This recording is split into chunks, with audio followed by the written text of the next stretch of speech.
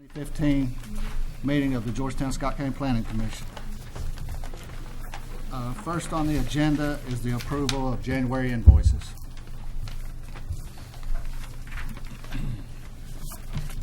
I would like to make a motion to approve the invoices for the month of January. Motion by Shirley, second by Ms. Holland. All those in favor? Aye. Motion approved.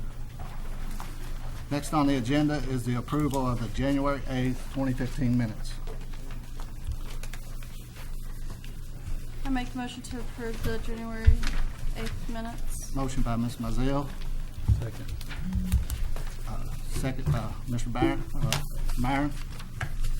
Moran. All those in favor? Aye. Those opposed? Motion approved. Next is the approval of the February agenda.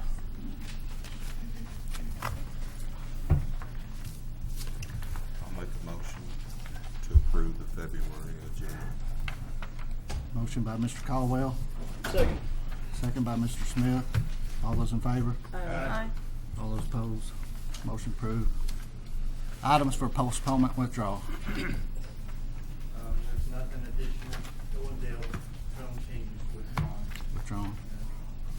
It's on the agenda, it's withdrawn, but it's still withdrawn. Do we need a motion on that then?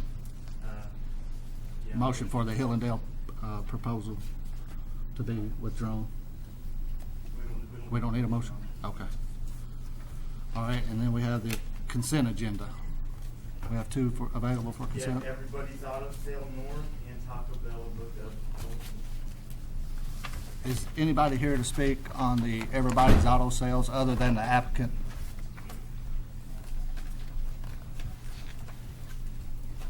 So Everybody's Auto Sales would be eligible for consent. Anybody here to speak on the Taco Bell other than the applicant? And Taco Bell is eligible for consent. So we'll need a motion to approve the consent agenda. The Everybody's Auto Sale and Taco Bell. So Chairman, I move we approve the consent agenda. Motion by Mr. Smith, I'll second. second by Ms. Holland. All those in favor? Aye. Aye.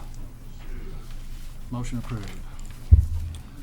I guess now we're gonna get into old business. And I guess this will be a continuation of our public hearing, Charlie? Yes, sir. Yes, Mr. Chairman. What I'd like to do is have Joe do a small overview of this proposal. And then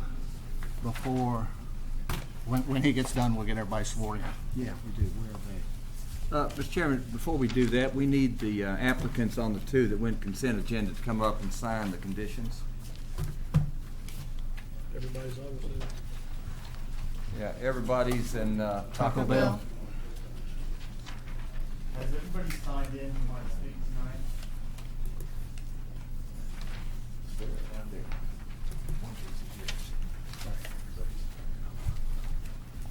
And also I'd like to make for the record, all commissioners are present and attending the meetings.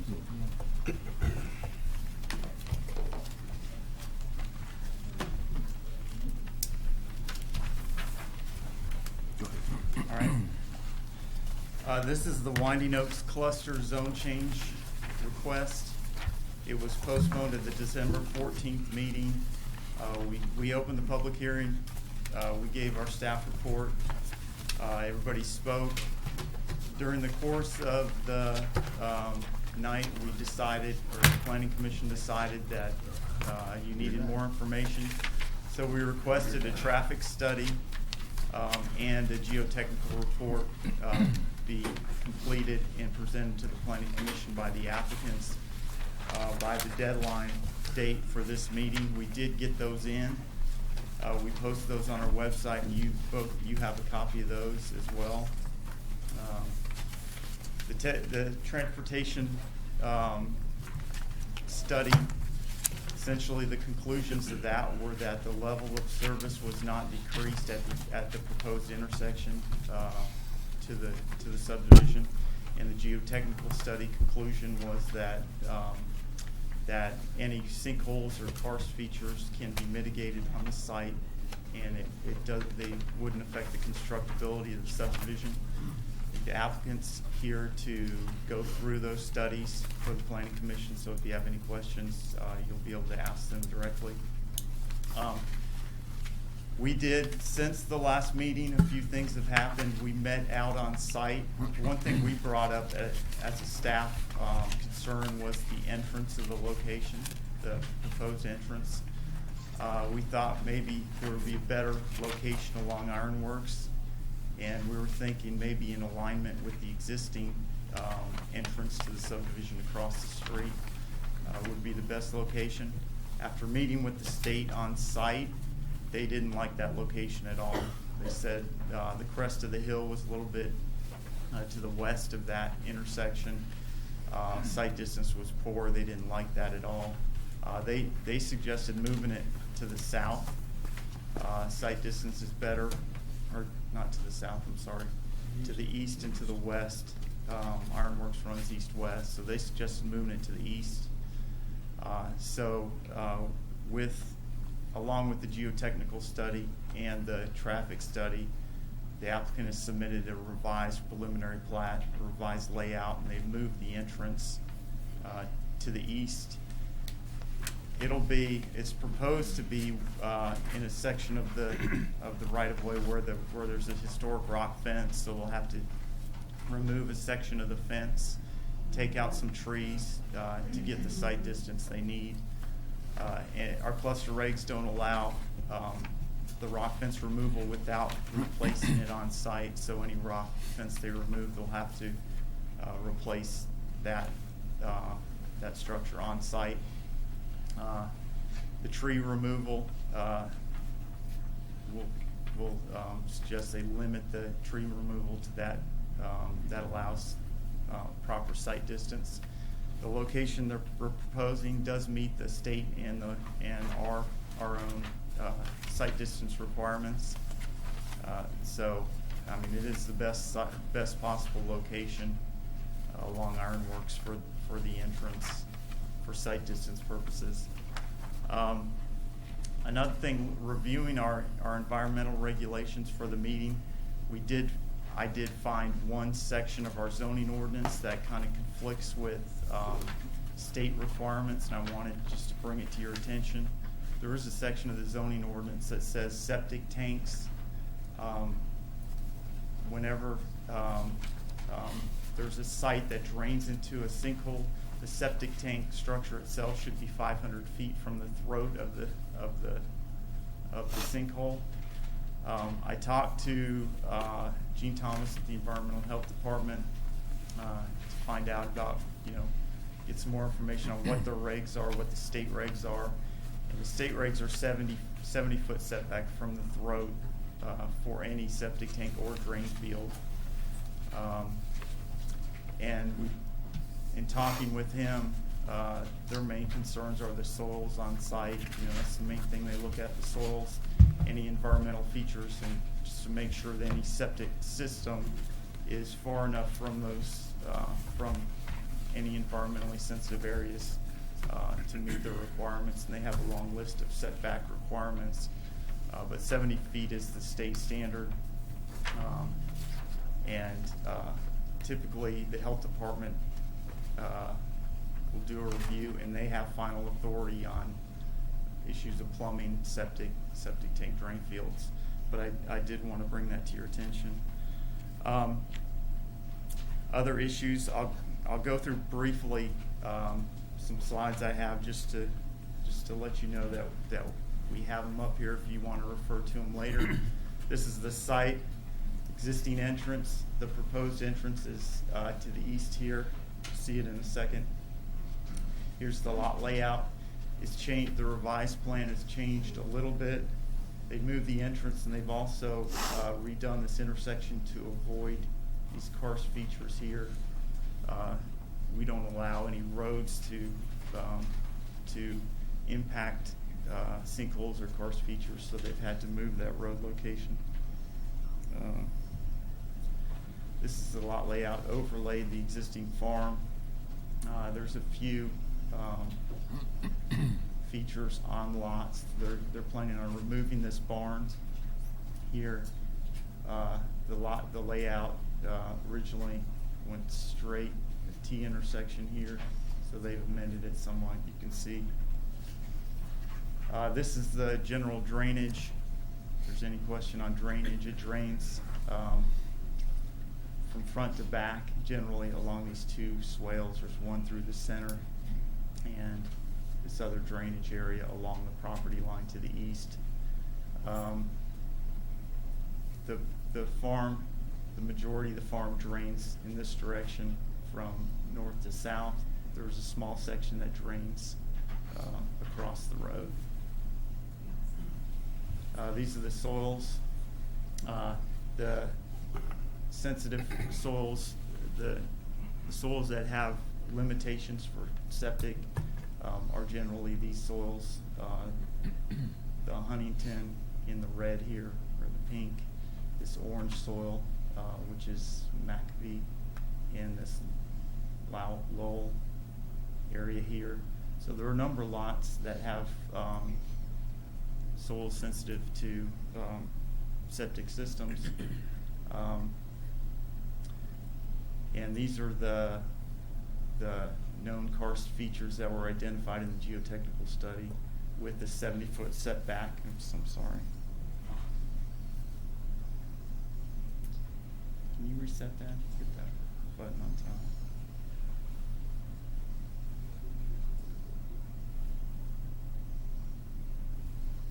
top. Okay. So these are the sinkholes with the 70-foot buffer put around the sinkhole, and that's the state health department required setback. With the sinkholes and the soils, some of these lots may need to be adjusted. Typically, that comes if the determination is that the subdivision is buildable, that the layout may have to be adjusted somewhat. That's typically done. If there are minor adjustments, it's done at staff level. If there's a major adjustment, a major rearrangement of the lots or the entrance, it would have to come back to Planning Commission. The applicant's asking for approval or recommendation on the zone change, which will have to go forward to fiscal court, but they're asking also for approval from the Planning Commission of the preliminary plat. So if you approve the preliminary plat contingent upon zoning and there are any major changes, it would have to come back through Planning Commission for approval of the amended preliminary plat. I won't go through all the zone change issues that I discussed last time, but I can review those later if you'd like. There is a level of service minimum that's adopted as part of the comp plan, and that's level of service C for unsignalized intersections and for rural roads. So if the level of service drops below C, we can deny the application based on traffic congestion or other issues to do with traffic. But I'll stop there with my review, and I'll just be ready for questions after the presentations. All right. I guess now, Charlie, if you could swear in everybody that's wanting to speak tonight. Oh, yeah. Mr. Chairman, we could also note that we swore in our new member tonight. We That needs to be do have a noted. new member on the board tonight, Mr. Mark Solsky. And that needs to be noted in the minutes, please. If everyone signed in to speak tonight could stand, raise your right hand, please.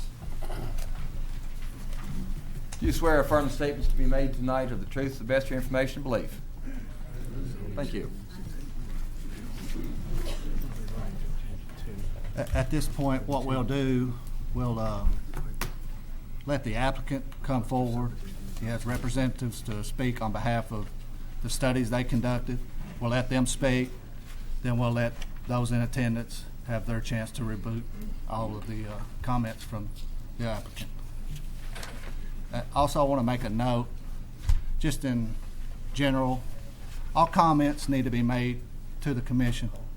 not to the person in behind you, or, if you're speaking. And please come to the podium to speak.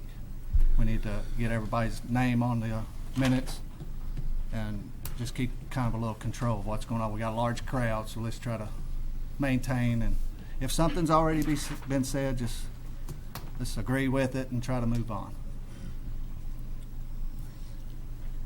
Mr. Chairman, Bruce Langford for the applicant.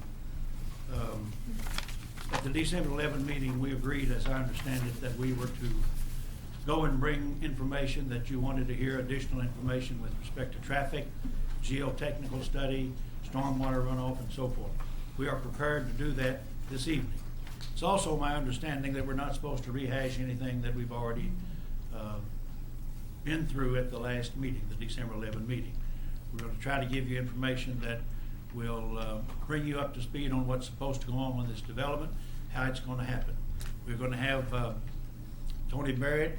I guess Tony will be able to add something to what Joe has said with respect to the revision on this development plan. Diane Zimmerman, traffic engineer, will explain a traffic study, which is in the record. Malcolm Barrett, geotechnical engineer, will explain the sinkhole issue that we discussed at the last meeting. And Andy Holmes will present a report, explain and talk about that report.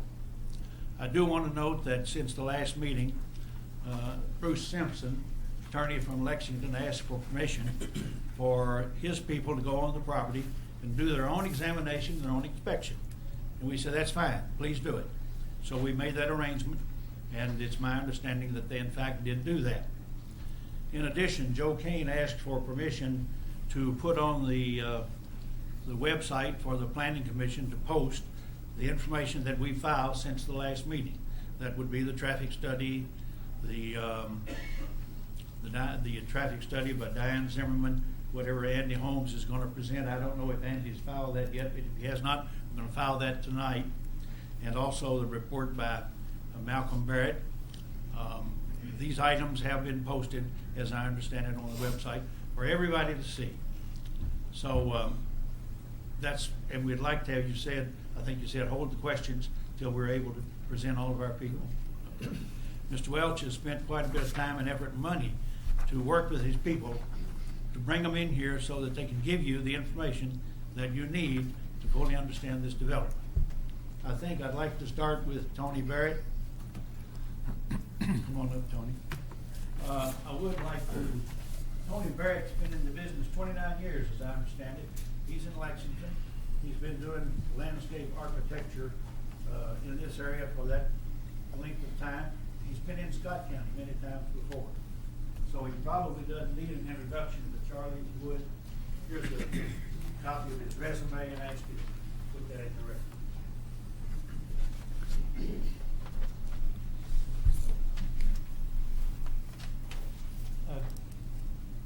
Joe or Matt, can you put the site plan up on the screen? Mr. Barrett, if you just state your name for the record, please. I'm sorry. State your name for the record. Tony, please. I'm Tony Barrett with Barrett Partners.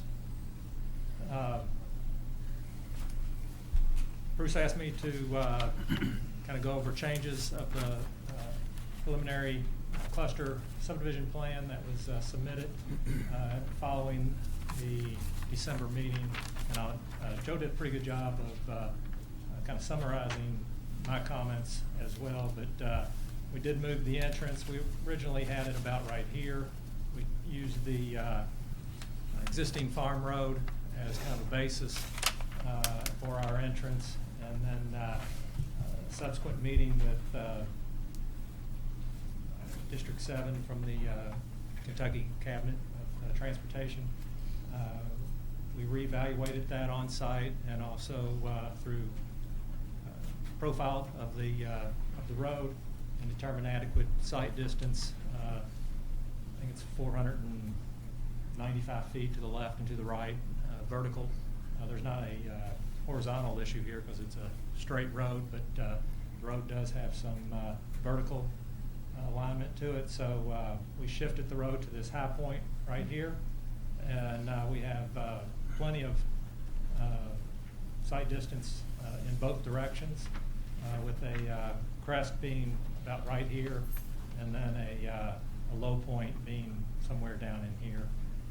So we have very good sight distance at that location, and that precipitated moving that road. We still have the pond on an HOA area. The area in the front is HOA, non-buildable area. These are non-buildable areas. So, and then the frontage along here is reserved ag lot, as was originally planned. So we've got a pretty significant no build area in this location, except there, obviously there would be a house on the reserved farmland. Following the road around, we have a small cul-de-sac in this location. There's a drainage in this area. So on the low end of the drainage, the top of the watershed is up in here. So it's a pretty small watershed coming to that point. So we left that open to allow access for our other preserved ag lot. Of course, this is a preserved ag lot as well. But coming on around, we realign this end of the property to better address the sinkhole non-build areas that were identified by Malcolm Barrett. And so we reconfigured the roads in this configuration to basically to address the sinkhole non-build areas. So that's pretty much a summary of the changes we made to the site plan.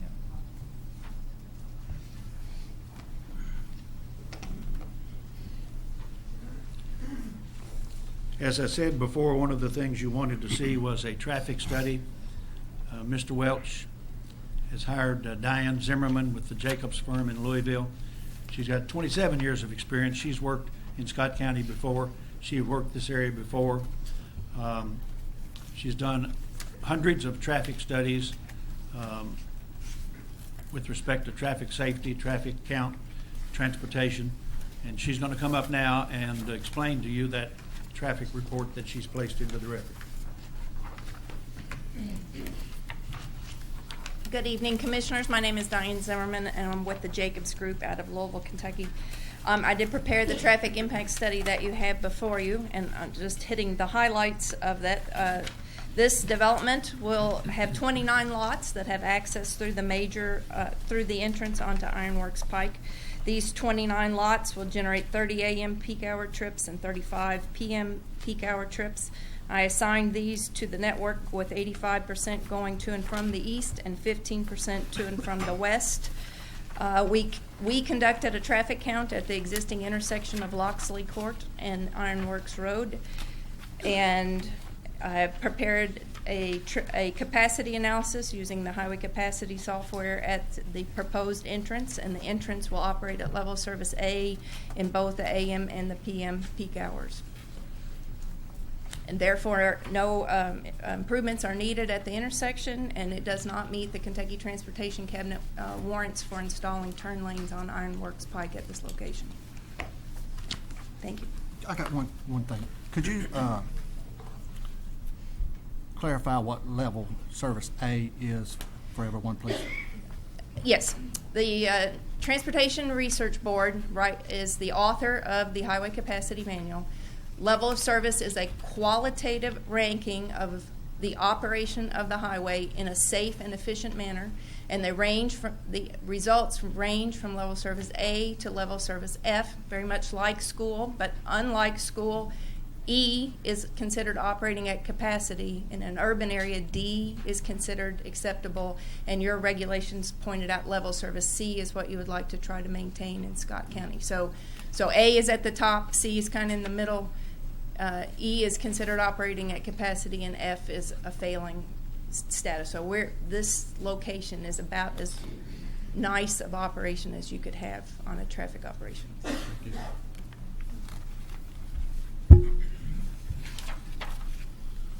There was also concern at the December 11 meeting about sinkholes, so Mr. Welch retained the services of Malcolm Barrett, who has years of experience. He's in Lexington. He's filed a report. He's going to come and give you an overlay on that report.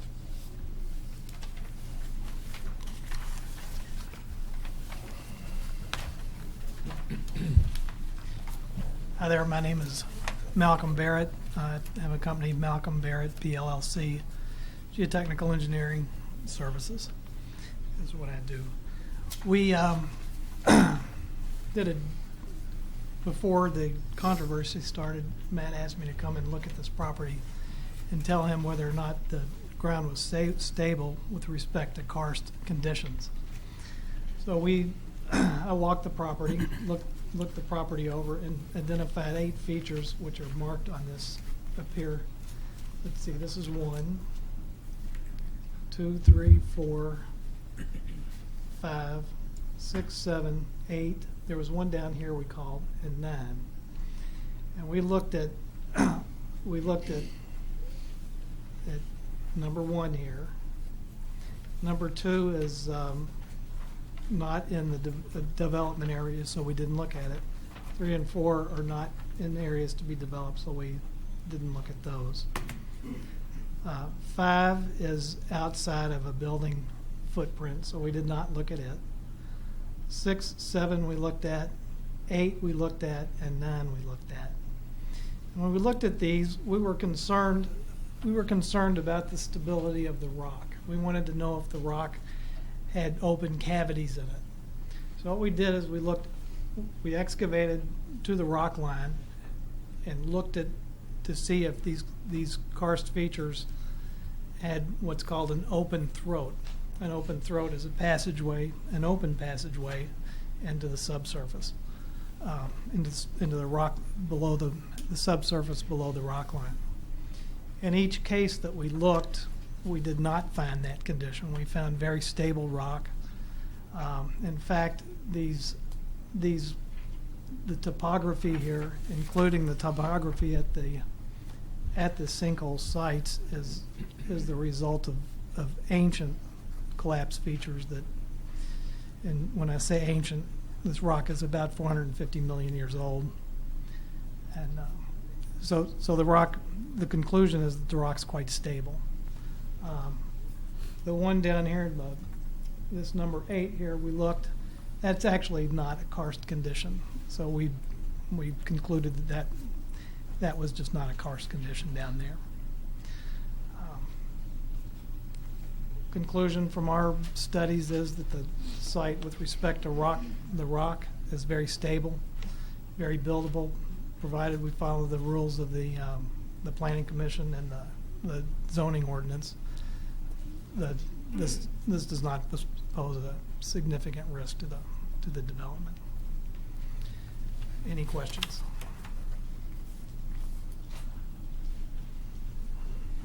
Nope. All right. Thank you.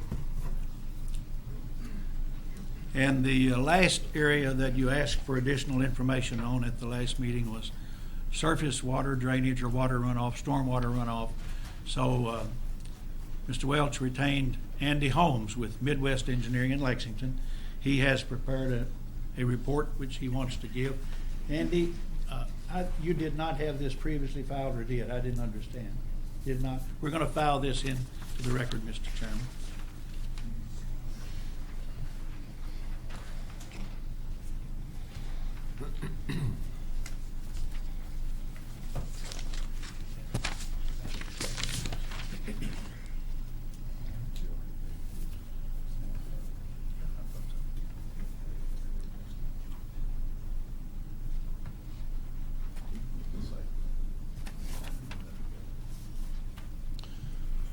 I'm Andy Holmes, Midwest Engineering, Lexington, and I'm here to discuss briefly the drainage for the site. There were 2 questions that Mr. Welch asked us to address as far as the drainage. One is, could we develop the site without... I'm sorry, Mr. Chairman, I haven't got it. We haven't seen the report. I'd like to take a look at the report if it's going to be introduced in the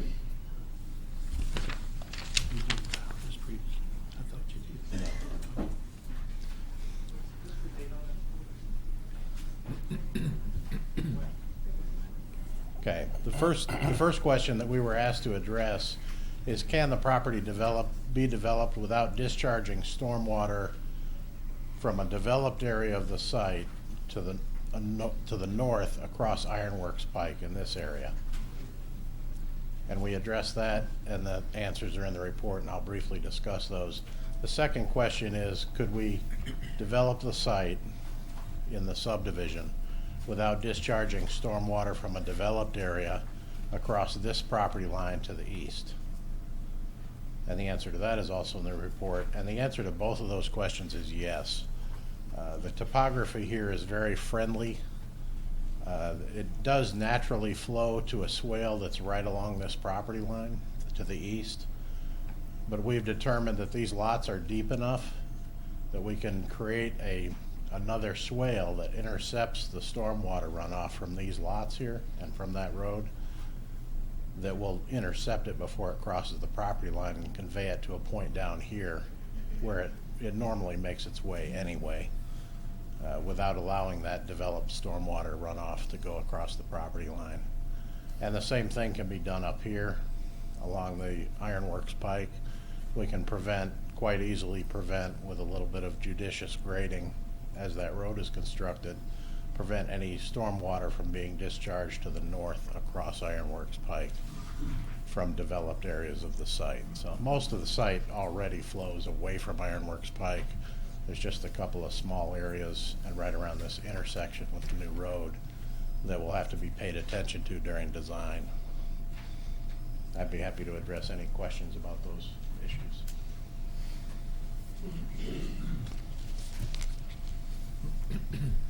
Any questions? Mr. Chairman, I do have a couple of questions for Mr. Holmes. We'll get to that in just a second, please. I'm entitled to ask him questions now. What we discussed before the stated- meeting, yes. Yes, we stated when we first started, we'd let them speak and then we'll let you have a rebuttal. I understand that, but under the rules of law that govern these hearings, if someone gets up and testifies, there's the right under the law to cross-examine that witness. We're going to give him that opportunity to do that. Yes, sir. We'd just like to have the opportunity to finish what we've started.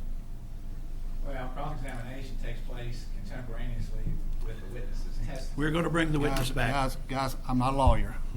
I'm not going to sit there and go back and forth. If our lawyer says this is what needs to happen, this is what needs to happen. I'm going to direct it to him. I'm not aware that it has to be contemporaneous. He does have the right to question, but I don't know that it has to be this moment. If the chair wishes for purposes of order to let them finish and then do it, I don't think the quality of the cross-examination is going to suffer. So. Yes, that's the way we would like to see it proceed. I'll see how it goes. So, in summary, you had asked for the information, the traffic information, the geotechnical information, the stormwater runoff, and also any revisions that might be developed with respect to the development plan. We presented that information, and as we discussed earlier, if you have questions of any of these people who've testified, I think the process is you people are entitled to ask, and then I think it's certainly okay for this gentleman to ask. Ask anything of anybody at any time, and we're here for that purpose. Thank you. Is there any other questions for the applicant at this point from the commission? Okay, at this time, we'll start with the citizens. We'll let Charlie, unless y'all want to. Let's start with Mr. Bruce. Simpson? Let's just start with Bruce. Okay. Appreciate it. Mr. Chairman, If you could come to the. I just want to ask Mr. Holmes a few questions, so if you come back up here. Could you go to the podium, please, and state your name for the record? Sure, absolutely. Mr. Chairman, members of the Planning Commission, I am Bruce Simpson. I'm an attorney. I'm actually from Nicholasville. I live in Lexington, but I have been privileged to practice all over central Kentucky and elsewhere in the state in these kind of cases, and honored to be here before you tonight. I've been before some of your predecessors previously in the Board of Adjustment on these kind of questions, so it's good to be back in Georgetown. I'm representing Kim Jedlicki, who has property, a farm right next to the proposed residential subdivision, and I just want to ask Mr. Holmes a few questions. Yes, sir.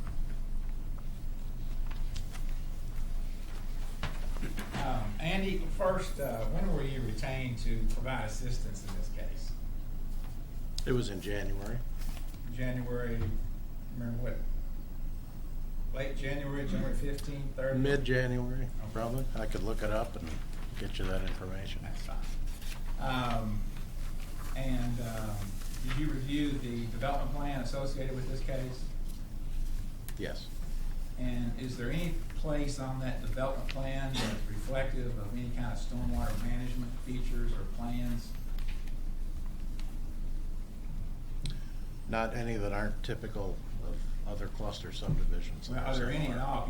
Can you point to one that's on that plan, stormwater You mean management? constructed stormwater No, plan, management? a proposal, plan, delineating stormwater management. No. Okay. And typically, when we do development on a preliminary development plan, some kind of stormwater management feature, a detention basin, drainage swales, if you will, those are typically outlined on the plan, are they not? No, not in a preliminary subdivision plan for a zone change. I'm talking about a preliminary development plan. That's been your This experience? this is a preliminary subdivision plan I know for a it zone is. change? I know it is. So are we I'm talking asking- about this plan or a different plan? I'm Help asking me. you, on a preliminary development plan, isn't it generally expected and required that you show the stormwater management features that are planned conceptually for that development to handle stormwater? I don't know, I'd have to defer to the staff. Yes, I'd like and for, the experts. Brent, can you answer How on many- this? How many development plans have you Sir. found in, say, Lexington? Sir, Mr. Simpson. Yes. I'd like to have our engineer, Mr. Brent Combs, to maybe address this. Well, I'm asking Mr. Holmes the question. I would like for Not him the to do engineer. it. Mr. You can, Brent, you can ask him. I'm just trying to finish up the cross-examination so we can speed it along. If you want to respond later, that's fine too. But I'm asking Mr. Holmes, because I know him, and I know he's done a lot of preliminary development plans, and on connection to zone change cases, have you not? Yeah, I think, to answer your question, I think this plan shows Answer the my required, question. required elements You have that are filed. required on this plan. You're not answering my question. It'll move quicker if you just answer my question and not a question I haven't answered, okay? Are you asking me about this plan? I'm asking you on a preliminary development plan, in connection with the zone change, you typically put your proposed stormwater management features If they're on. required, yes, we Okay. do, if That's they're all I have. required. That's all I have, thank you.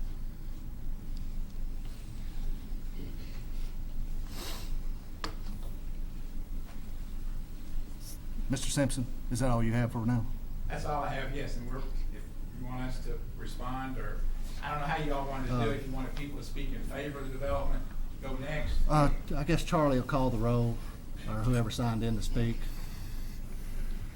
I mean, typically, you would go everybody in favor of the development, and then for those that are against it, so there's some kind of order in terms of the testimony that's consistent with everybody. Well, we always just go by whoever signed in to speak. We let them speak. So, I mean, if everybody that's in behind you is in agreement with you, then they can raise their Well, I'm hand. prepared to go forward. Okay. If you've got witnesses lined up, why don't we just go that way, and I'll just check them off as they come All forward. right. You pass these out front. To the commission. Got one there.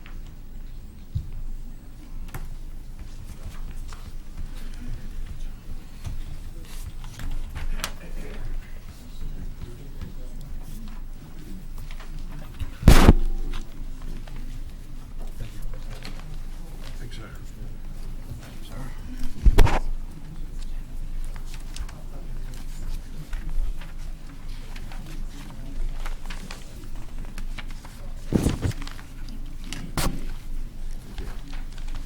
Hey, Joe, can you put up that last one showing the sinkhole areas with the little Band-Aid things?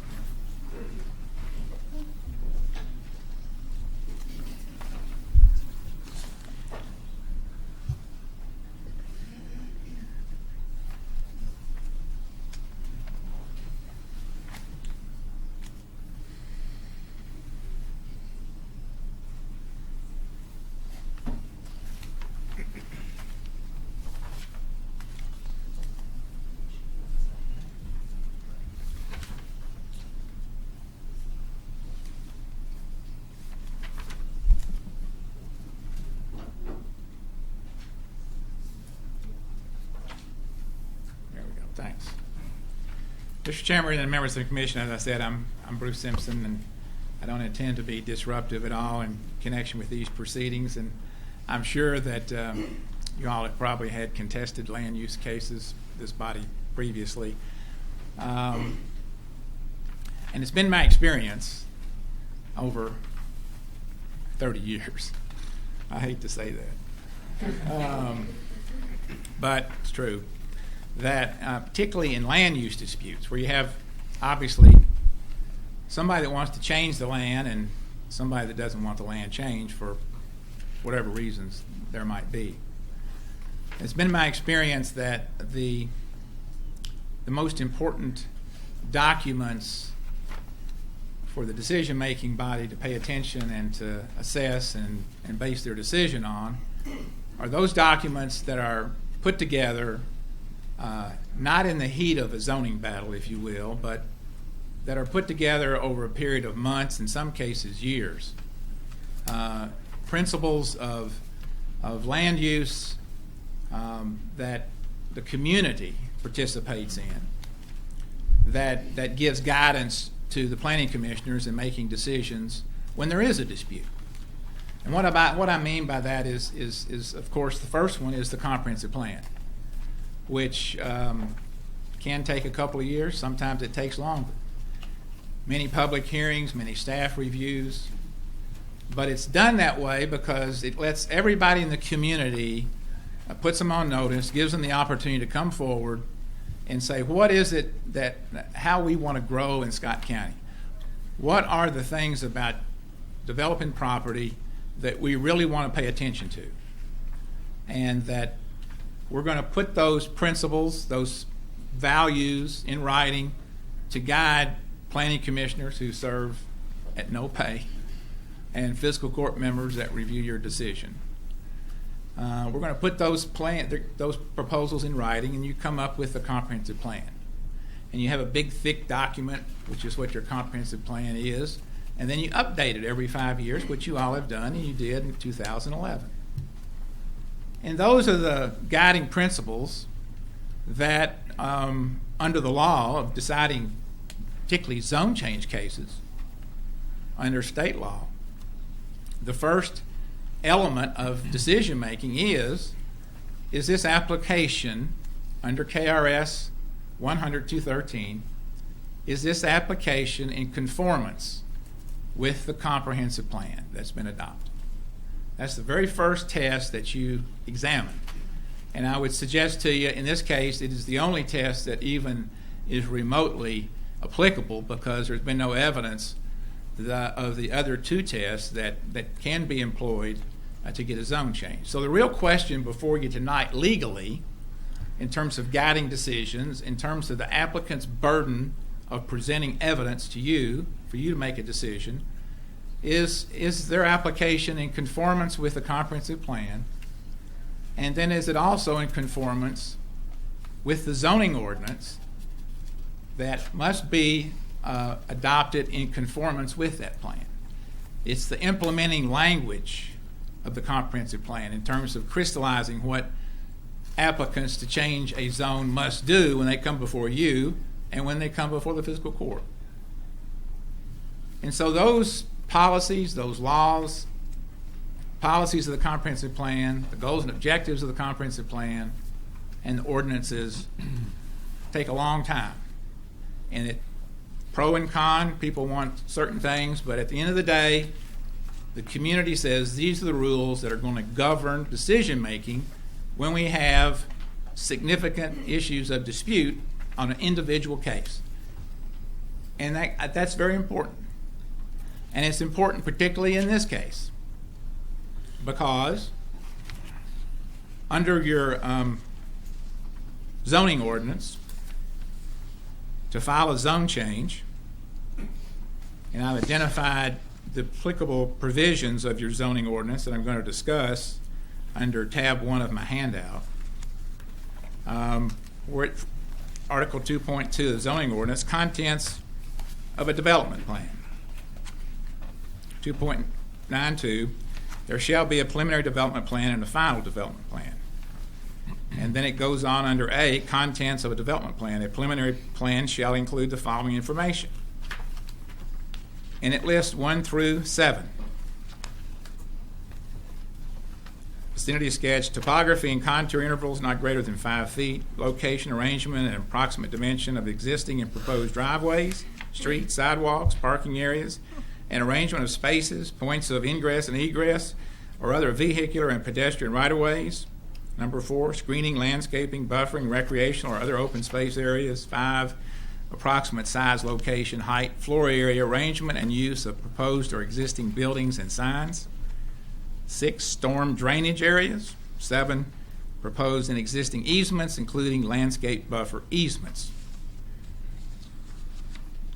Those are all of the requirements of a preliminary plan, a preliminary development plan. Under 2.93 of your zoning ordinance, it states development plans are required for all zone changes and for mobile home parks, which is typical in every community that I've been privileged to practice. When you're going to do a zone change, you are required to tender a preliminary development plan that delineates these features. Now, Mr. Holmes was trying to dance around things, and Andy knows that on a preliminary development plan, these things are usually and customary required in every community because they're important.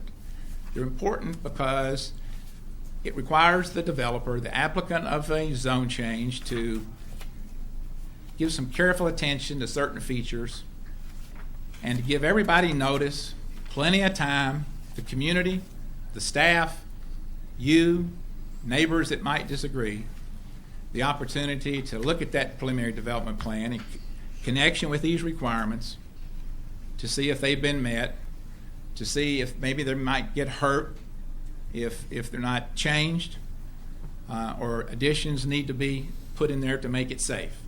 It's all about balancing, and these hearings are all about balancing. And the decision of balancing all of these competing points of view is in your zoning ordinance and your comprehensive plan. And under 2.93, it says quite specifically, development plans are required for all zone changes. All applications for zone map amendments and mobile home parks shall require the submission and approval of preliminary and final development plans. These plans must be submitted and reviewed as provided for each respective zone. And we're going to a zone, A5 in this case, and that's not in dispute. Further, under 2.94, it states in your zoning ordinance that was adopted before this controversy on this particular zone change was ever held, that you and the fiscal court deemed this preliminary development plan in connection with the zone change to be so important that you put language into this effect: a public hearing on the zone map amendment shall not be held until the required preliminary development plan has been submitted to the commission. Now, shall, as lawyers will tell you, means shall. In fact, you don't even need to be a lawyer to understand. Shall is mandatory. May is discretionary. There's been no preliminary development plan filed in connection with this case. What's been filed is something called a preliminary subdivision, preliminary cluster subdivision plat. There is no preliminary development plan that's been filed in this case. Now, under the law, this hearing should not even be held because there has been no preliminary development plan filed as mandated by your very own zoning ordinance. So at the outset, we object to this matter being heard because the applicant has not complied with the very rules that this body and the fiscal court have adopted governing decisions for zone map amendment requests. Now, I'm going to move on with the rest of our objections. The other provisions in the handout material I have indicated under tab 2 is your staff report. And of course, your staff, prior to the December 11th hearing, put you all on notice and put the community on notice of certain issues, concerns about this particular proposal. In particular, they pointed out in the very first paragraph that whereas cluster subdivisions used to be done by way of a subdivision application, not a zone change request, not a zone map amendment request, but that got changed with the adoption of your 2011 comprehensive plan. The community, as evidenced by the policies set forth in that document, recognized that these cluster subdivisions could have some serious consequences. And the better forum to evaluate those land use consequences of cluster subdivisions in rural areas, which is undisputably where this property is located, surrounded by farms, the better forum is to do a zone map amendment request, because you have to file the preliminary development plan with all that information, stormwater management plans, show me the buildings, the driveways, all those things that are impact stormwater, impact screening, all these things. And so the decision was made, we're not going to do it the subdivision way, because we recognize that we have seen subdivisions like this have consequences that have come about that we need to pay more close attention to, and that is better done through a zone map amendment request. Your staff pointed that out. The problem is applicants not complied with the law governing zone map amendment request. There is no preliminary development plan.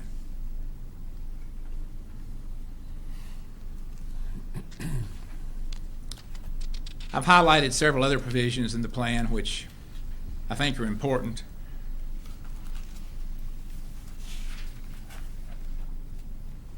In particular, 27 homes, each of which is going to be on a septic system in a recognized intense karst area.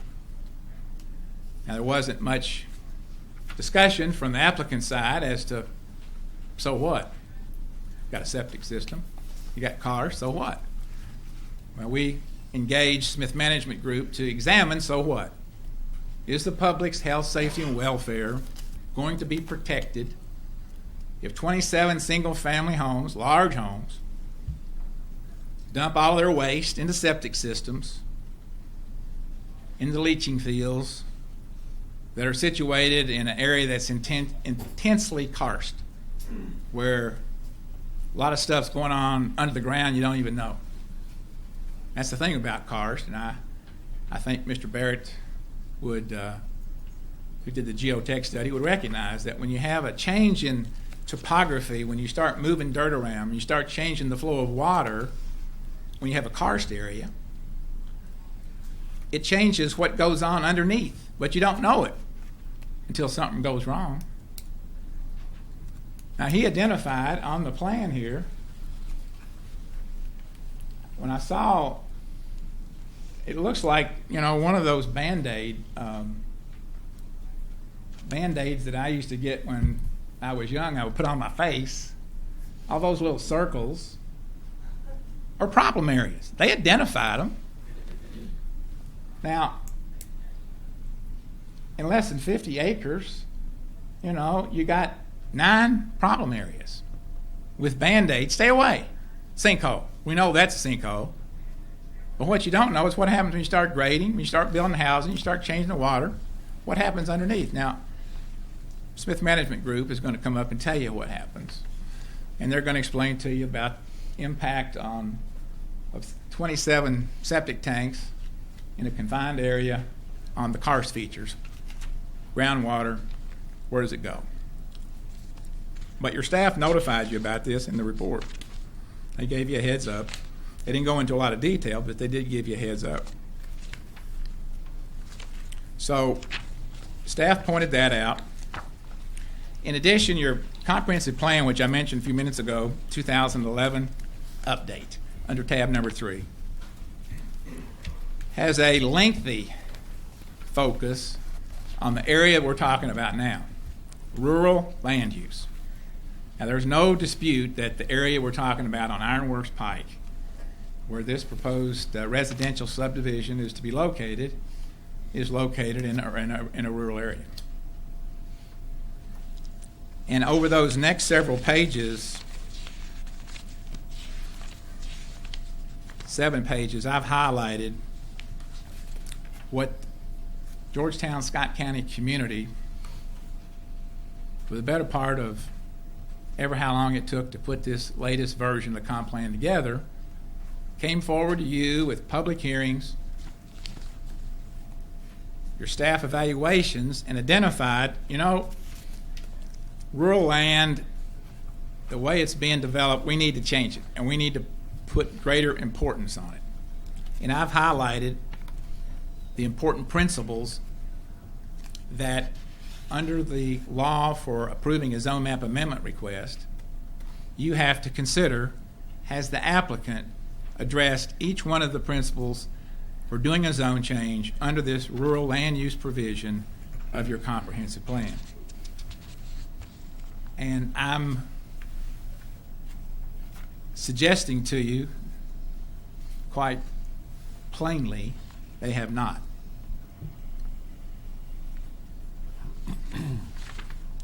In particular,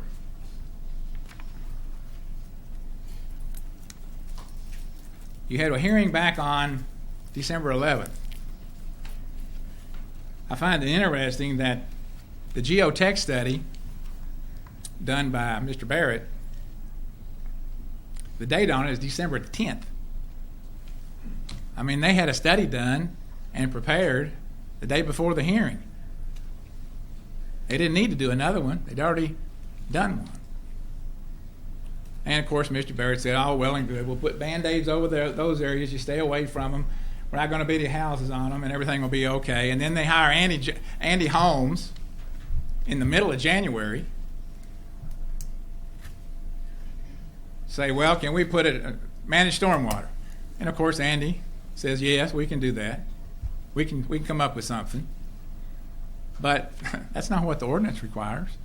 The ordinance requires that all that have been reflected on a preliminary development plan to show how it's going to be done, rather than come in the second half of a land use hearing where there's a lot of community opposition, didn't file it with the staff in advance, didn't put it up on the website, come in here at the 11th hour in the midst of all these folks and say it'll be okay, I can do it. It's not on any preliminary development plan because there's no preliminary development plan that's been filed. In the heat of a contested land use case, is that good public policy? Is that the way to make a rational decision about what should be done or should not be done on a land use case? And I suggest to you very plainly, that's not the way it ought to be done. You ought to have time to evaluate the information, for people that might disagree with the information to challenge it and evaluate it, not to come in at the 11th hour after one full-blown hearing has been held and submit a 2-page letter saying, yeah, I can handle it. That's not what your comprehensive plan says. Under rural land use, item number 3, water quality is best protected through consistent application of best management practices. What are best management practices in this case with respect to stormwater management? 3-page letter, 2 months after the first hearing, with no opportunity for the staff to evaluate it or even to show it on a development plan that's required by your own zoning ordinance? Is that best management? I suggest very plainly it's not. Item number 4, under rural land use. Protect karst topography areas, watersheds, wetlands, groundwater, springs, and riparian corridors, and other aquatically related resources. The principal objective is a continuing program to develop and implement that protects environmentally sensitive areas. There's no dispute this is an environmentally sensitive area. 9 sinkholes in 50 acres, 27 lots. It's environmentally sensitive, and you don't have a stormwater management plan. You don't have any evidence that's been introduced to indicate what impact septic systems are going to have on that karst, or what happens when the dirt gets moved, or what happens if karst features open up that you didn't know existed. 9, they tend to run in sequence, and Sarah Smith will tell you about that. Under number 5, rural land use, develop a comprehensive cultural resource plan that protects environmental aesthetics and historic character of the rural landscape. Develop a countywide stone fence preservation and protection ordinance, and continue the stone fence cost sharing program. Your staff in their report points out this is a historically significant stone fence. It's about 900 feet. It's on this property. It was believed to have been laid sometime in the 1800s, maybe earlier. But no one disputes its historic significance. It won't be done again. Not like that. Dry laid. That is a community cultural resource that, but for having protections in your comprehensive plan like this, they get whittled away. So what's their proposal with the fence? You heard Diane Zimmerman say this access point is the best you could possibly have for this property. All of their reports, and her report in particular, focused on areas that and issues that really weren't comprehensive, dispositive of significant land use consequences that come about from a zone map amendment request like this that can hurt people, where people can be hurt. You can knock the fence down. Did they tell you how much fence would have to be torn down in order to accommodate an entranceway that's going to have a median, a guard shack, in and out, separate? And did they tell you how much of the fence would have to be torn down in order to look both ways on Ironworks Pike, to be able to see the cars that are coming? They've put it in a place where the sight distance can be obtained, but only, as our traffic engineer will share with you in a moment, but only if 250 feet on each side of that entranceway of that historic stone fence is torn down, along with the trees that are adjacent to that stone fence, in order to have clear sight distance. That stone fence is 5 feet from Ironworks Pike. Ironworks Pike is between, in this section, 18 to 20 feet wide. We'll show you photographs of the existing problems with that road right now. The road wasn't designed to accommodate the kind of traffic that's going to be increasingly using that road like this subdivision. You'll see vans, cable TV vans riding right along the center line. Trucks, no way they can stay in a 9-foot lane. They're coming across that center line.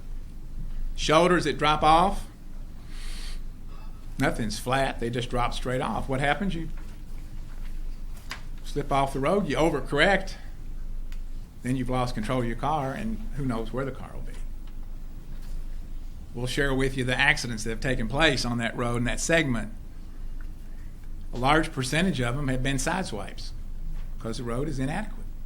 It wouldn't be built today because it wouldn't meet the standards.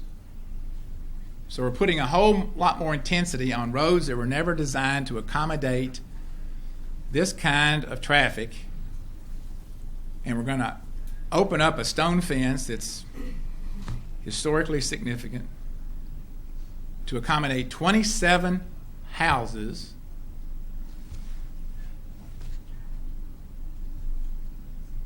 in 50 acres, but there's 9 sinkholes. I suggest to you that cumulatively, all the policies that I've outlined, I haven't outlined them, I've only highlighted, these are your policies. You all approved this plan. This is your guiding document. And with respect to comprehensive planning commissioners, this is your baby. You gave it birth.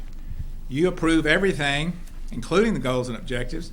The fiscal court, the legislative body, who has ultimate say-so on a zone map amendment request, they approve the goals and objectives. That's the only thing they can do, which is everything that I've got in front of you right now are the goals and objectives that were adopted to guide this community's decision-making in cases just like this for the next 5 years.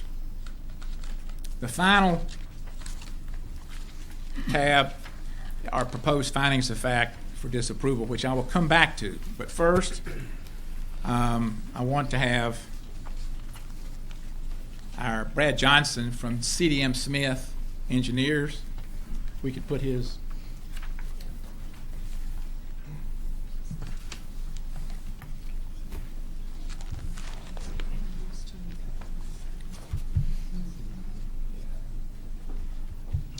Some people may opt out of me getting too long-winded, Mr. Chairman, just for the sake of those that might have to leave with children or whatever. I would just ask that everybody in opposition to this particular land use request stand at the present time to let the Planning Commission know if you're opposed to it. Thank you. Also, can we take a pause here? Yeah. We'll use that way. That's just for.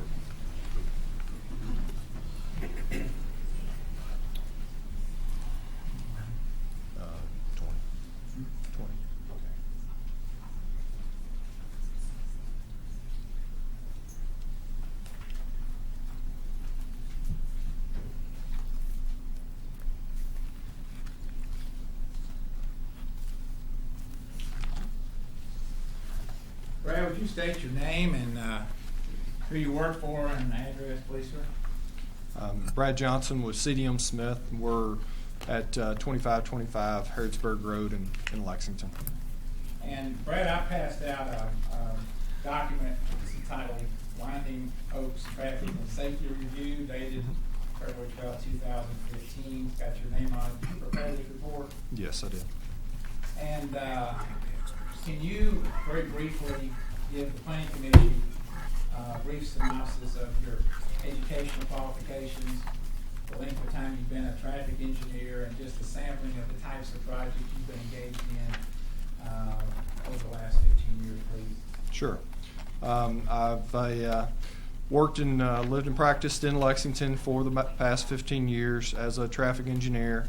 I've worked on probably more than 30 traffic impact studies around the area.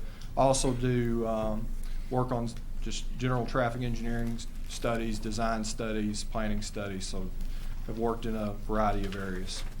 You've got your resume attached to the rear of the handout, is that right? That's correct. And does that reflect some of the many different projects that you've worked on? Yes, it does. Some for the Commonwealth of Kentucky? Yes. In fact, most of your all's work is for government. Yes. You were engaged to look at this particular development from the standpoint of safety features in terms of ingress and egress into the development, and explain to the commission what you did, and then go through your PowerPoint presentation, which is reflected in the handout, and share with them your findings and conclusions. Sure. about the proposed location of this 27-unit residential subdivision. Okay.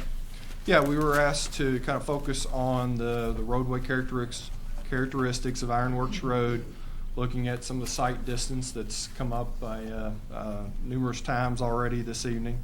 We're also just kind of asked to look at some of the safety, look at crash history along the roadway.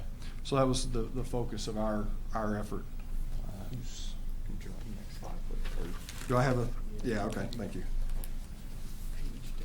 Page down. Okay. Thank you. So as been noted, we looked at Ironworks Road. We did measure the roadway. It's noted in the state system as 9-foot lanes and 3-foot shoulders. You'd be hard pressed to find 3-foot shoulders along this stretch. The lanes do vary from 9 to 10 feet, but the paved portion is less than a foot in most locations.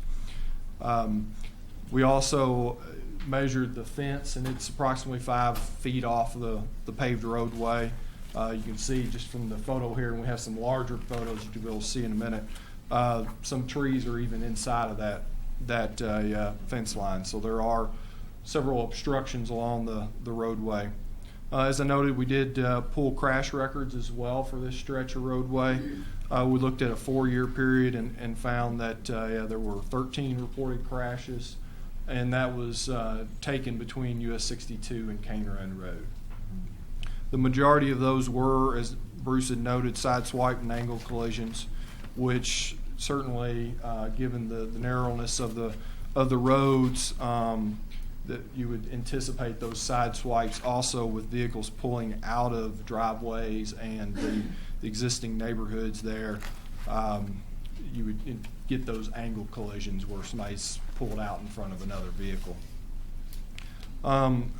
Also note on this slide, the roadway is noted as a rural minor collector. If it were built today, you certainly wouldn't have 9-foot lanes and less than 3-foot shoulders. It would be built to have at least 11-foot lanes and an 8-foot graded shoulder. So just wanted to point that out. We did look at the site distance based on the new access point that has been presented tonight. As others have said, along the roadway, that does improve the sight lines. You are on the crest of the curve. However, we were more focused on or interested in understanding the folks pulling in and out of the development. So we looked at the intersection site distance, and you'll see a couple numbers on the slide there. Whether you're turning left or right does depend on how much distance you need there. Without any obstructions in the way at the crest of the curve, you could meet those distances. However, our biggest concern is the number of trees and the stone wall that are along the roadway that do interfere with those sight lines. So that was one of the things that we wanted to look at in more detail. And that's where Bruce had mentioned the stone fence removal, and we estimated that approximately 500 feet of that would have to be removed in order to see those distances that are required for sight distance. So, and there are just standards that dictate how far you would assume be back off the roadway and how far you are your sight line, or so imagine yourself just sitting in your car, you're X feet off the road or off the ground, and you don't want to be too close to the roadway, so you're back a ways. And then you're trying to look both directions. So there's like I say, there's assumptions there that they give you, guidelines that they give you to make those estimates. I don't know that I noted before, but when we measured the fence, it was about 4 feet high. And generally, the recommendation is the driver to assume a 3.5-foot height. So the fence could be over your driver's sight. Also, it's a little above the roadway, so depending on how they end up grading the entrance, it could actually be lower, which would make it even as you look off to each side. And if you left the fence, then it would be even up higher above your sight line. So we're really curious to see what they're proposing there. This is just kind of a general overview of some of the things we've been talking about with the narrow lanes, the trees and rock wall, just the disruption that causes to the sight lines, just the impact that has, and the logical conclusion you can reach with some of the crashes and some of the reasons for those crashes that have occurred. Got a couple more pictures I'll just show you and kind of illustrate a little better. This is basically where the proposed new location at the crest of the curve would be. This is looking west. You can see the car is pretty close to the center line there, leaving just a little bit of room on the edge of the roadway. This is actually looking across the street, so there's it would be adjacent to two driveways, so that creates some additional conflict points with those drives as you pull out of the proposed development. The last two, I think, are kind of the most telling, and as we talk to some of the locals and so forth, I mean, we heard this over and over, that with the narrow lanes, it's difficult when you're passing trucks. In this case, it's just a Dish Network van there. He's hugging the center line of the roadway, and then get a little bigger vehicle, and all of a sudden he's over the center line of the roadway. So it really starts to kind of see a full picture there of how imagine meeting this this guy going down the street, and we actually did see a similar vehicle passing, and they basically had to put part of the wheel off the edge of the road in order to pass another vehicle. So that's just some of the concerns that we heard and could certainly validate when we were out in the field. Another concern we heard was just with folks pulling out of their driveways. It's hard, just with the tight radius, it's hard to not pull into the opposite lane when you're trying to pull out. So that's something that you kind of got to be aware of as well. Another thing with just the proximity of the rock wall and the trees, and in this case it's a little in shadow there, but there's a utility pole there. There's just really no clear zone along the roadway. There's no opportunity for forgiveness if you do get a tire off the road. So that's just kind of an overview of some of the things that we looked at and just some of the observations that we had. Thanks, Brad. Any questions from the Planning Commission?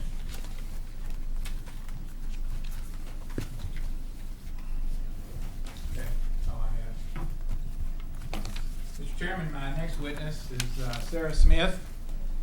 Sarah Smith is president of Smith Management Group, highly credentialed environmental engineering firm that has done environmental assessments, environmental remediation all over the state of Kentucky and all over the country for a number of years. They has offices in Lexington and Louisville.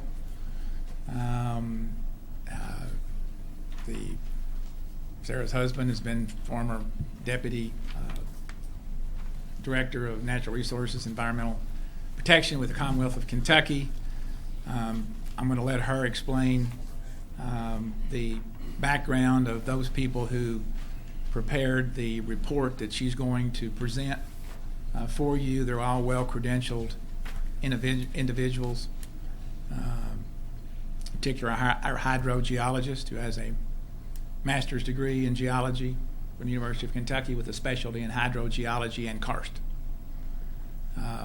And Sarah's going to share with you significant concerns about the development of this property, some of which I've already alluded to in terms of use of septic systems, the amount of karst that's on the site, and I'll let her introduce her colleagues and their credentials and then summarize her report. And we have a copy of the hard copy presentation of her PowerPoint, which we'll distribute at this time as well. Good evening. Thank you for the opportunity to come and visit with you. And hopefully I can drive this thing. Ms. Simpson, just state your name for the record, please. I'm Sarah Smith. My training is as a lawyer, but I don't practice as a lawyer anymore. I manage an environmental consulting firm. In doing that, I'm very privileged to have 18 exceptional scientists and engineers who work with me. 2 of them are here tonight, and they assisted in preparing this report. And that's Josiah. Josiah Fry is a biological and NEPA scientist, has spent several years learning more than I know about wetlands, bugs, bunnies, bees, soils, you name it. That actually is a specialty, bugs, bunnies, and bees. It's one of my favorites. I also have with me tonight Karen Thompson. Karen is a geologist. She received her master's from the University of Kentucky. Karen has a couple of exceptional credentials behind her name. She has served for a number of years on the advisory board for the Kentucky Geologic Survey. And if you've not run into the Kentucky Geologic Survey, let me tell you that we're very blessed in this state. We have an exceptional survey. They understand geology, they understand our geology, and they're an enormous resource for us. Karen also served as chairman of that advisory board for several years. And both their resumes are included in the back of your packet. I would also point out that Karen was selected in 2011 as the outstanding Kentucky geologist, by the Kentucky AIPG. That's quite exceptional. Now that you know who we are, let me tell you what we have to say. We were asked to take a look at this development. Now we're going to see if I can drive the machine here. Here you go. To evaluate it and understand the sensitive environmental areas that are proposed for development and identify potential issues associated with the development.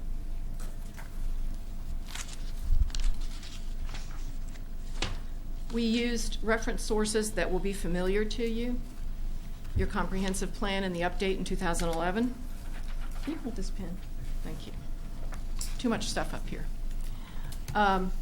Local and state ordinances and regulations, including your zoning ordinances and cluster development ordinances, took a look at what the requirements are in there. We found 3 themes, both on this property and in those documents. The themes were protection of surface and groundwater, preservation of features that define Scott County, and preservation of high-quality farmland. So you're going to hear those themes coming up as we talk about this property. You've heard from several people, including Bruce, pieces and parts of your comprehensive plan, which does drive your decision-making.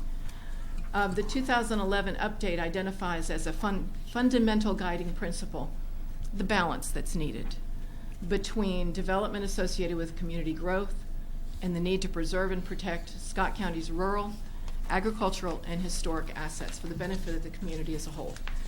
That's a beautiful, fundamental guideline, and one that we should never forget. The comprehensive plan update also identifies, as Bruce mentioned, the need to continue to promote and protect, and the dots include promote and protect the Royal Springs Aquifer, which is not in question here, but there are aquifers in question here, as well as county karst topography areas, protect highly erodible and hydric soil types, protect karst topography and all those other assets that go with them. So what are the environmental aspects that we saw on this property? We see a potential for groundwater impacts. That is because you have sinkholes, and sinkholes have interactions with groundwater. It's a given. And we want to look at septic suitability. You've already heard a little bit about that too. You're going to hear some more. We wanted to look at the potential for surface water impacts, stormwater runoff, off-site impacts, and stream impacts. Surface water runoff also brings into question soil erosion. And we wanted to look at prime farmland conversion. So environmentally sensitive features in your subdivision and development regulations, and I've given you the site there, are defined as those features located on a property, and this is including, so this is not a definitive list, sinkholes, cave areas, major rock formations, outcroppings, springs, floodplains, floodways, land use, refuse areas. We're focusing on sinkholes right now. there's a sinkhole. So what is a sinkhole? I've already heard a bit about it. Basically, a sinkhole is a formation. Any closed depression formed by removal, typically underground, of water, superficial soil, rock, or other material. That comes out of your regulations. The major problems with sinkholes are flooding, subsidence, and groundwater quality, water pollution. We've heard from Mr. Barrett that subsidence probably not an issue here. He has checked those sinkholes out and found that the karst is stable. You still don't build in a sinkhole, but it's good to know the karst is stable, so we're not even going to go there. This is a high piece of property we're looking at, and so we're not going to talk a whole lot about flooding other than what happens downstream when you have more hard surfaces and you're running more water off. So we're predominantly going to be dealing with the potential for water pollution. The reason we pay attention to sinkholes when we're talking about water pollution is they are the entryway to groundwater reservoirs. Whatever goes in the sinkhole goes in the groundwater. That is a topographical map with the development plan laid over it. These are the features that Mr. Barrett identified and wrote his report about and identified as being stable. You can see some orange dots on there. Those are additional sinkholes that were identified by the Kentucky Geologic Survey. I think there's only one that is within the development area that didn't show up on Mr. Barrett's, and that may well be part of the same system. But you can see that there's a good number of sinkholes around here, and I'm focused on that because you have this. This is a map prepared by the Kentucky Geologic Survey, and I can promise you there are a few other counties that have the dark red just like this one does. Jessamine County bleeds all over. The dark red indicates that you are in an intense karst area. You can see that the northern part of the county is not intense karst. That means it's there and you can't get away from it. Now, how do we see that? This is your map. I believe it's number 35 out of the comprehensive plan. And what all those little dots are down in the bottom are sinkholes. You see the big arrow down at the bottom? That gray arrow points to the area that we're talking about developing. One of the things I'd like you to notice is the flow of the sinkholes. You have sinkhole systems here. You can see them lined up and flowing to the north-northwest. A sinkhole system tells you that there's things going on underground, and those things generally are water. If you look at the area where the development is, you can see a little green line going to the northwest and back around and making a closed circle. That is a subsurface aquifer. That's a watershed under the ground. That's been identified by the Kentucky Geologic Survey. Again, I told you they're a great resource. They've done so much work and research in this area. One of the things they did was they went throughout this karst area that we live in, and they did dye tracing. They poured dye, not poisonous nasty dye, into some of the sinkholes that they found, and they measured where it came out. One of the places that they checked is down there at the very base of the development that you can see outlined in red. And you see the red arrow moving north. You are in the Nance watershed, the Nance groundwater basin. That Nance dot up there is a spring that empties into the North Elkhorn Creek. So what you dump in a sinkhole there comes out in the North Elkhorn Creek. So your water on this piece of property influences what happens on the North Elkhorn Creek. Interestingly, your surface water goes to the South Elkhorn Creek, so you've got it surrounded. The North Elkhorn Creek is approximately 2.5 miles from the property boundaries. That water flows there and has been proven by dye trace. Sinkholes in the development area drain north, surface water drains south. One of the things we wanted to discuss briefly is a report that was done way up on the further reaches of the North Elkhorn Creek, not near this property, same creek. That was a TMDL, Total Maximum Daily Load Report, which was done because that creek is impaired with fecal coliform. Fecal coliform is what happens when septic tanks don't work too well. That area was identified with a lot of nasty samples in the creek. You wouldn't want to go swimming in it. And the TMDL, which was a study done, I believe, by the University of Kentucky, identified the on-site sewage treatment and disposal systems, which means septic systems, as a potential source of the E. coli in this creek. They stated the watershed is located in a karst region and is underlain with limestone bedrock, according to the KGS land use planning guidance. This type of bedrock carries severe limitations for septic tank disposal systems. That language is not about this property here. That language is about further up on the Elkhorn Creek, but it tells you what the problems are that can happen. So failing or improperly installed septic systems can and will impact the North Elkhorn Creek and contribute to stream impairments.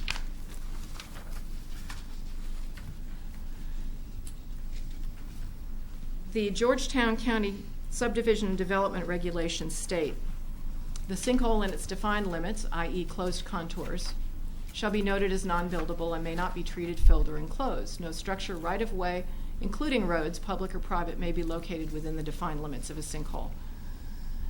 The applicants recognize this and has moved some roads to keep the roads off the sinkholes, but you have seen the impact to the development plan from that, and that's a requirement of your regulations.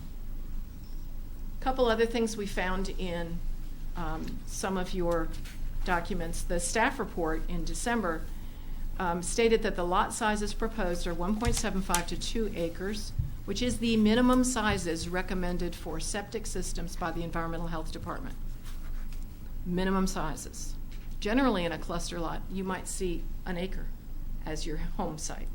But because you're going to put a septic in, you've got to put a bigger lot. Environmental sensitive areas may not be included within the cluster lot development without a variance to increase the allowable lot size by the amount of acreage that's environmentally sensitive.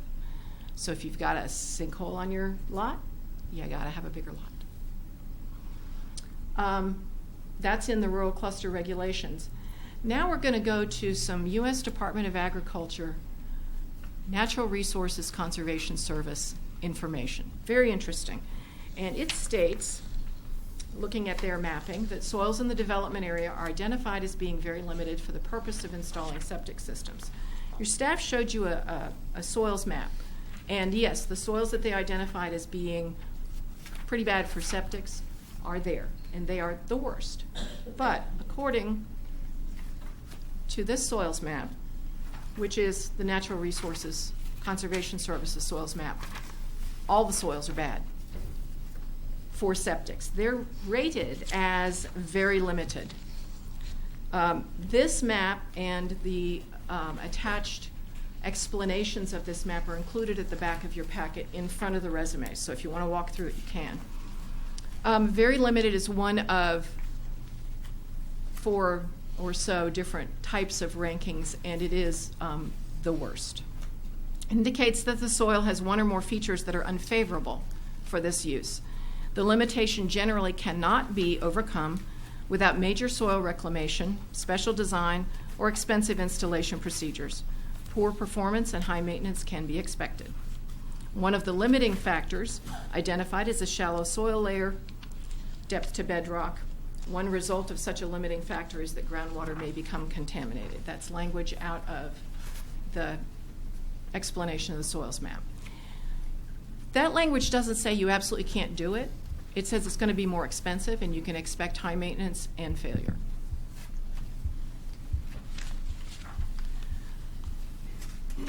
We've talked about underground water. Let's talk about surface water. Stormwater. Subdivision and development regulations require that developments must provide stormwater features that reduce the peak flow rates after development to what the runoff rates were prior to construction, which means if a foot of water falls on the property and a quarter of that goes off the property, then you can't have any more than that going off the property after you develop. You put roads in, you put houses in, you put hard surfaces, more water is going to run off. So you have to compensate for that. You have to design, as Andy was talking, something that's going to keep it on site, something that's going to let it soak in like it used to before you put the hard surfaces down. So that's important to remember. You've got to keep the runoff rates the same as before. Your subdivision and development regs require a developer shall provide a study which must show that the development will not aggravate flooding on the proposed development, adjacent properties or lands, or connected adjacent sinkhole clusters or systems. Keep in mind, when water runs off the surface, we think of it as going into streams, and it does. If you're in a karst region, it also goes into sinkholes. So you're going to be increasing the load on the streams, but you're also going to be increasing the load subsurface. And that's something that has to be taken into consideration. And you do have sinkhole clusters here. We just saw them. We did some rough calculations and took some pretty conservative estimates. You've got about 5.5 acres of road surface that's going to be put in. If you take 27 lots and you assume you're going to put a small house on each lot, 1,500 square feet including the driveway, that's pretty conservative, then you're going to have close to 6 acres of hard surface. Looking at an average of 45 inches of rainfall a year onto that property, it's likely that you're going to increase stormwater runoff by approximately 3,665,000 gallons. That's a lot of water. That's the increase that's going to hit the hard surface. Now, some of it may percolate into the ground as it leaves the hard surface and runs over grass and things, but that's what you have to deal with. That's what the piece of the pie is. This map, as you have seen on a number of different maps, this piece of property basically has high area, drainage down through the middle, and drainage off to the sides. That's where the water's going to go. Do you see the blue dotted line? That is a drainage area, and it does run up along through lot 14 and along the fence line and then curves off to the east.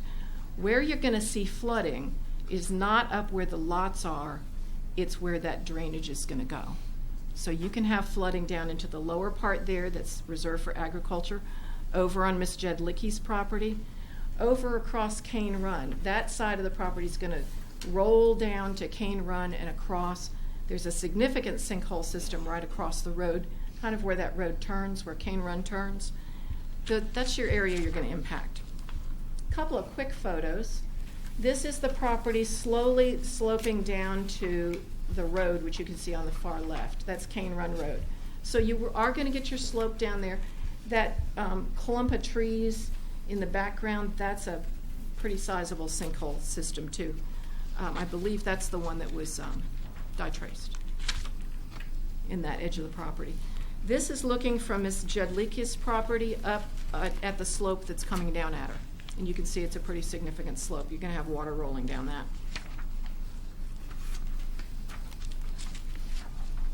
Soil erosion. When you have water running across the surface of the ground, you have soil that gets picked up with it. Some soils will erode more than other soils. We went back to the Natural Resources Conservation Service and asked their database about erodible soils. How do they look? And the 46% of the property has the bluegrass Maury silt loam, and it has a fairly high erodible. See the darker green there? And again, this is also in the back of your packet with the explanations that come with it. And I think the printout in your packet is a whole lot prettier than what you see on the screen. The colors came out better on paper. So the blue areas are high K factor, which means they erode more. It just tells you you've got the potential for more soil rolling off site, more soil reaching into the groundwater and into the streams to impact how they flow. Now, we've talked a lot about these soils. They're bad for this, they're bad for that. But let's not forget that we have a requirement or a goal to protect prime farmlands, including the Ashton, the Huntington, the Maury, the Nicholson, and the Lowell B. The ones that are bolded are the soils you have on site. These are prime farmland soils. This is good for farming. These soils are very high quality for farming. So bad for septics, not so hot for erosion, great for farming. Thank you. Questions? Anyone have questions? Thank you. You have one, Mr. Sherman? No, that's okay. No, I'll wait. Thank you. Okay. Mr. Simpson? Mr. Chairman, members of the commission, that concludes my particular presentation and the witnesses on behalf of Ms. Jedlicki and, as you know, the adjoining property owner. But there was a number of other folks in the nearby neighborhood that obviously want to say something, and I'm not representing them. We are kind of working on the same side, so to speak. But that concludes our presentation. I'm available for obviously rebuttal and closing argument based on what the applicant might say. But that's our report at this particular time, and now I think it's time for the public, unless the chair has other prerogatives. If I could disagree with Mr. Simpson, maybe now it should be our time to ask some questions before the public speaks. He had his opportunity. We should have our opportunity. Okay, we'll go with that.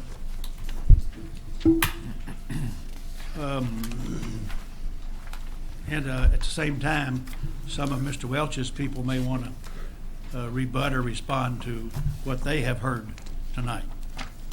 Mr. Simpson made a big deal out of the development plan issue. He forgot to read to you that out of his own report, the commission at its discretion may require the submission and approval of a preliminary development plan or a final development plan, either one or both, or none. It's at your discretion. I don't know if you asked for it, but we presented it. It's what we do here. We always present it. I would ask Joe Kane one simple question. Did they file a preliminary development plan, Joe? We define development plan in our subdivision development regulations as a multifamily, commercial, or industrial development. Submits a development plan. A single-family residential development submits a preliminary plat. So we don't call it a development plan. It's substantively the same as a development plan. Has the same information. So we don't require a development plan for a residential rezoning, but we require a preliminary plat or preliminary concept plan. And you're satisfied with what he presented, what Mr. Welch presented? Yes. I don't really think we need to say any more about development plans. Maybe you do, but I'm suggesting to you we don't. With respect to the comprehensive plan, if you'll notice, this this application comes with a recommendation of this staff that it be approved. There are three tests for zoning. You only have to meet one, and we meet the one. It agrees with the comprehensive plan. We say so. His staff said so. His report said so, irrespective of what Mr. Simpson may say. We presented a traffic study by competent people who see no problem with this development. We presented a geotech study by competent people who see no problem with this development. We presented a stormwater report by a competent engineering firm who sees no problem with this development. Mr. Simpson, prior to introducing his people, gave you a lot of information about traffic, geotech, stormwater runoff, and so forth, almost to the point where he was himself qualified as an expert in all of these areas. But then he proceeded to bring his experts on board, and every one of his experts found this development bad. Nothing good. They said nothing good about this development. Not a single one of them said these people don't know what they're talking about, but it almost sounds like that's what they're saying. Almost saying, our people don't know what they're talking about. Mr. Simpson said he had worked in the area, and I don't really mean to make this personal, but they did attack our people. I'm sorry they did. Mr. Simpson says that he's worked all around central Kentucky, and he has. But I would submit to you, he spent most of his time in Lexington. And of course, Lexington is the ideal community to judge on how zoning and development has taken place. I think we would all agree with that. May I please complete my statements? Ad hominem attack, logical fallacies. May I finish? Yes. I would submit to you that all of these people have worked in that area, in the Lexington area, probably more than any place else. And has it been successful there? Either they've succeeded, and it is what it is, or they have been unsuccessful, and it is what it is. Mr. Brad Johnson gave his information with respect to traffic. I would like to ask Mr. Johnson questions. Would you come up, please? Sure. May I, Mr. Chairman? Yes, sir. Have you worked for Mr. Simpson before? I have, yes. Many times. Yes. So do you travel around with him and give traffic reports for him? I have. Okay. That's all. Okay. Have you been on the other May I side finish? of the case? May I finish? You Yes. testified against me before? Mr. Lang. Mr. Langford, finish, please. And I work for Mr. Langford as well.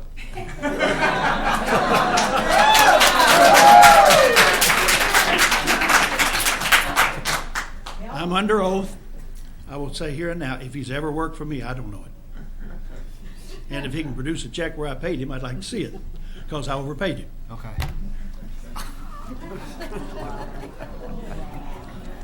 I really didn't mean to make it personal. Yeah, Mr. let's try to keep the personal comments down a little bit. We're here to hear a zoning change. Let's try to stick with that, All right, please. I agree with you.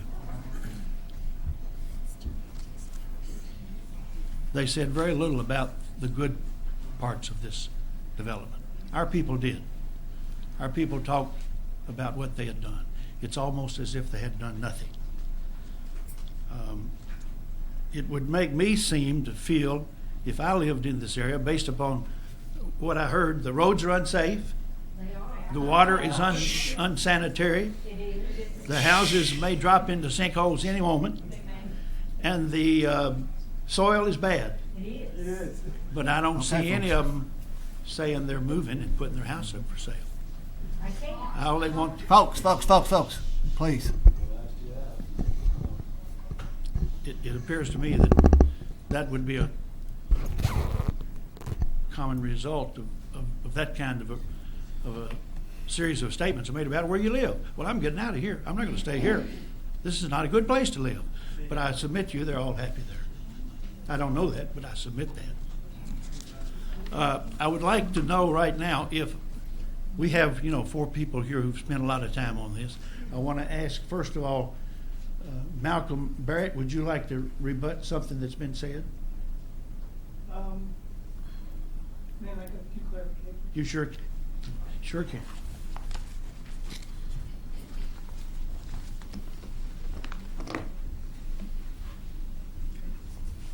Just a few things. We started our study in October, November of last year, so it was not a short-term effort. Few items. Soil mapping for septic tanks. Yeah, in Kentucky, we have, central Kentucky especially, we have very poor soil for septic tanks. However, through design and engineering, we make them work. We do have minimum separation distances from our environmentally sensitive features to the septic tanks, which protects the groundwater. Stormwater entering sinkholes is in some cases limited by topography. Our features are relatively high on the in the elevation of the site. Through stormwater management, we can mitigate stormwater entering the sinks, protecting the groundwater. On top of that, changes in runoff in a residential development are very low, are relatively low and manageable. Soil erosion is managed by regulation through stormwater, erosion sediment control planning. During construction, post-construction erosion is mitigated by lawns and development, so it's basically stopped. So just a few hard facts to support our argument for the development. Thank you. Ms. Zimmerman, did you, Andy, did you have anything you wanted? In summary, I just want to say to you that this application has proceeded for the most part like all of them do. Sometimes it does get contentious. Sometimes you have to speak up and defend yourself. Joe and his staff, Joe Kane and his staff, have studied this application extensively. They've been doing that for a while. That's their job. They came back with a recommendation of approval, and they found that it did agree with the comprehensive plan. I submit to you that that's where you need to go. This planning commission has done a good job over the years. I've been doing this, and I'm not ashamed to say, more than 40 years. And I've seen situations like this before. I've seen you make the right decision many, many times. And that's why people want to come into Scott County and live. That's why people leave Lexington to come to Scott County, if I may say so. Because we are doing it right, I think. And this one will be developed as it should be. It will be a good development. And I ask for you to approve this application. Any questions for Mr. Langford? Do we want to go ahead and go with the audience now, Troy? Yes. Call any names up. Can we start calling? Yes, sir. John Manning.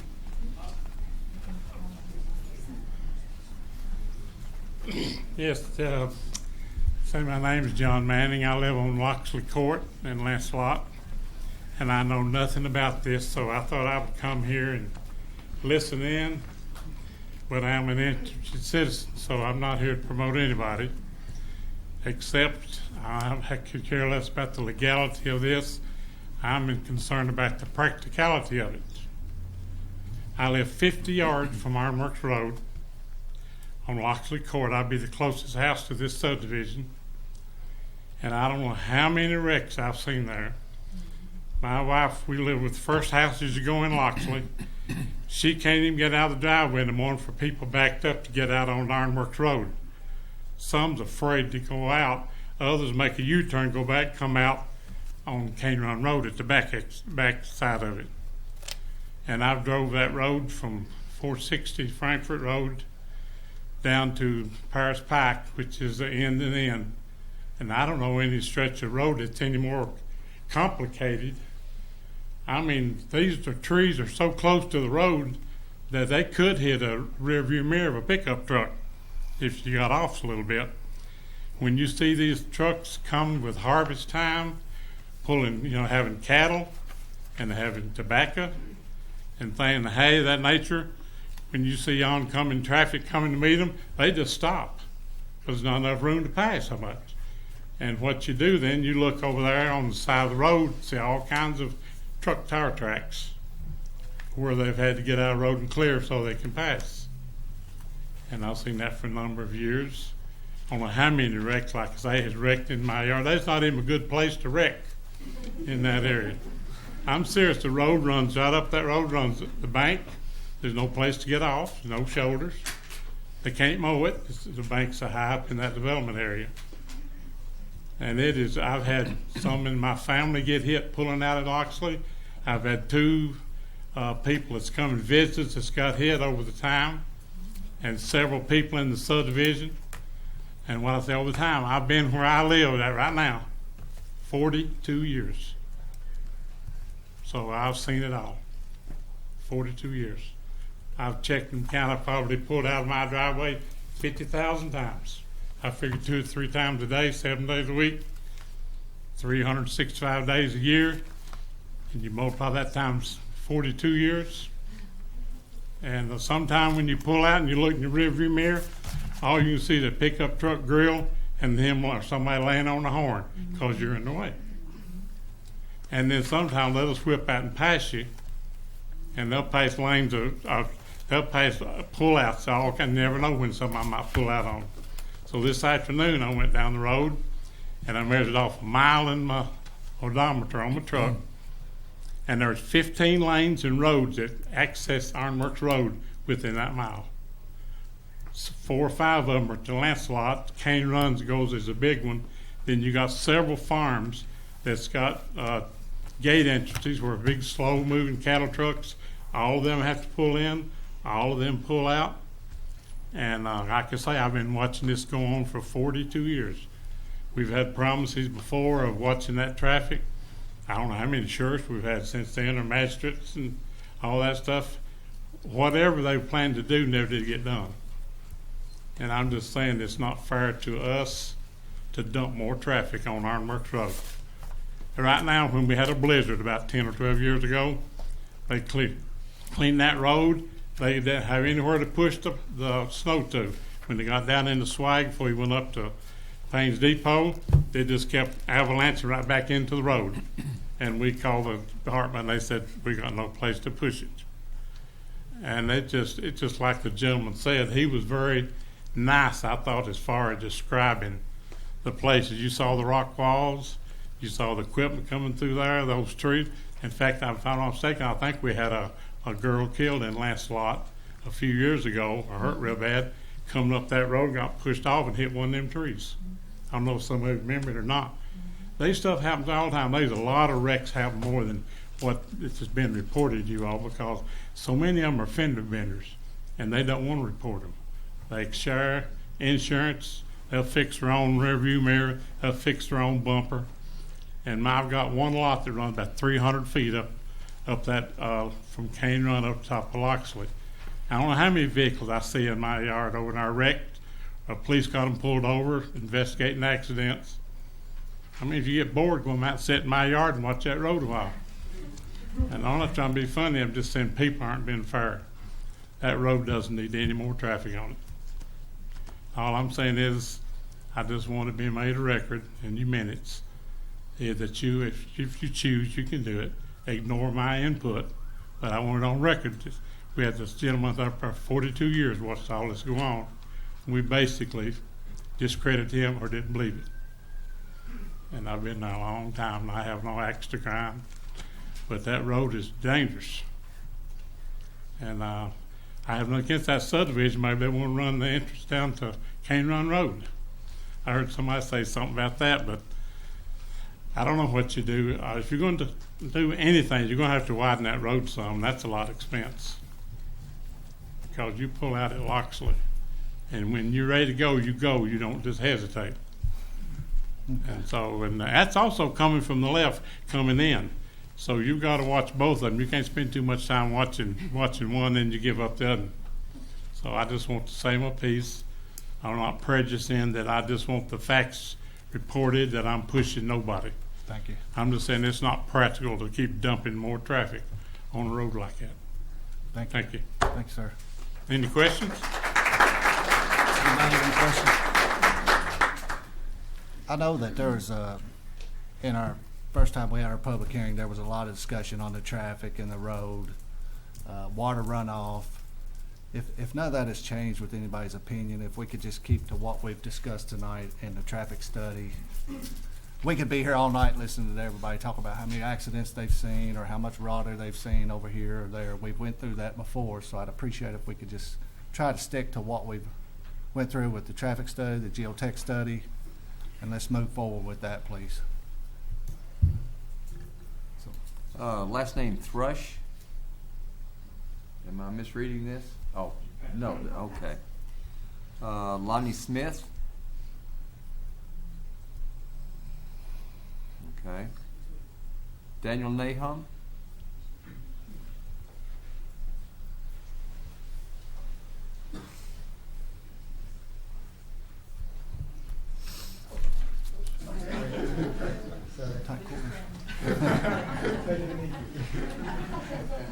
My name is Daniel Nahum, and I own the farm on Cane Run Road that's right across this development.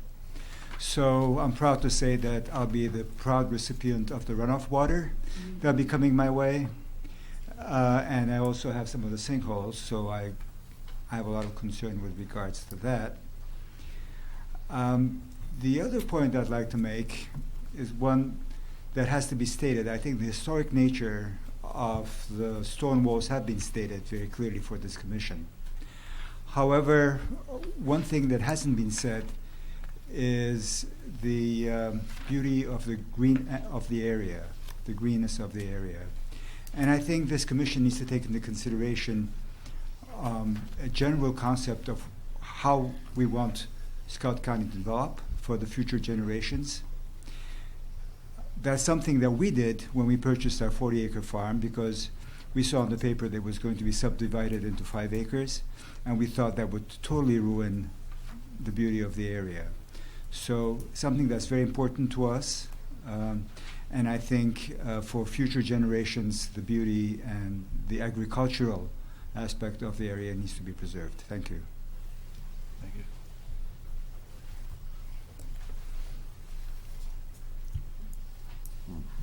Andrew Bergen.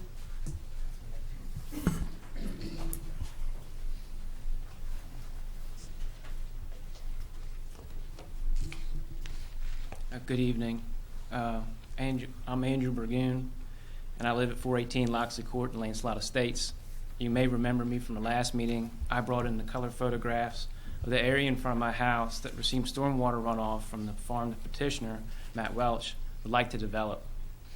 I voiced my concerns that this development would increase the volume and velocity of stormwater runoff onto my and my neighbor's property. Other neighbors voiced their concerns about dangerous traffic patterns created by the entrance to Winding Oaks on an already dangerous road. Some, like my neighbor here, lamented the loss of bluegrass agricultural land to suburban sprawl. Matt Welch has had 2 months to prove to this board that our concerns are unfounded. He comes today before this planning board asking for a change of zoning with little justification. Rather than spending the last 2 months making sure all doubts about his plan were adequately addressed, he performed only the bare minimum requirements. A car count, which does not mention the word safety once in its conclusions. A geotech survey that acknowledges that surface stormwater runs off the property, and I quote, efficiently, with absolutely no measure of its impact on surrounding property or plans for mitigation to that threat. The lack of effort Mr. Welch has put forth to convince this community and this planning board that his proposed zoning change, cluster development, will not adversely affect the surrounding community is frankly insulting and disrespectful to the purpose of this process. Our community deserves facts and information upon which to make prudent decisions for our future. My neighbors and I have spent the last 2 months meeting and organizing our opposition to this proposed zoning change. We actually asked local residents about their concerns. We sought in-depth expert studies based on those concerns. What you've seen here tonight is compelling evidence from those studies that this zoning change and development are a liability and not an asset to this community. The residents here tonight, we're not here because this is the best use of our leisure time. We're here because we care about the future of our community, the safety of our children, and the value of our property. We are hardworking, tax-paying, voting members of this community who have devoted our time, energy, and money to preserving our neighborhoods and preventing unwanted, unnecessary, unsafe, unchecked, and harmful development. We therefore ask this board to vote tonight on this issue. We ask that your vote be based on the evidence presented here and in accordance with the wishes of the local residents as evidenced in our petition to be presented by these ladies here and are present here tonight. We ask that you vote with a resounding no against the proposed zoning change and cluster development of Winding Oaks. Thank you. Lindsay Hale. Sandy Jones. about all that stuff, but I won't because it's bad. I do want to make a statement to the attorney there. The reason we don't move is because we retired here from the Navy. We want to set down roots. If I knew that there was a cave under my house when we looked at the house and bought the house, not so sure I would have bought it. But we did. We go back in the cave, we like the cave. But to answer your question, we want to retire here. We want our grandbabies to see this land here. We cannot afford to move. So that's an answer to your question.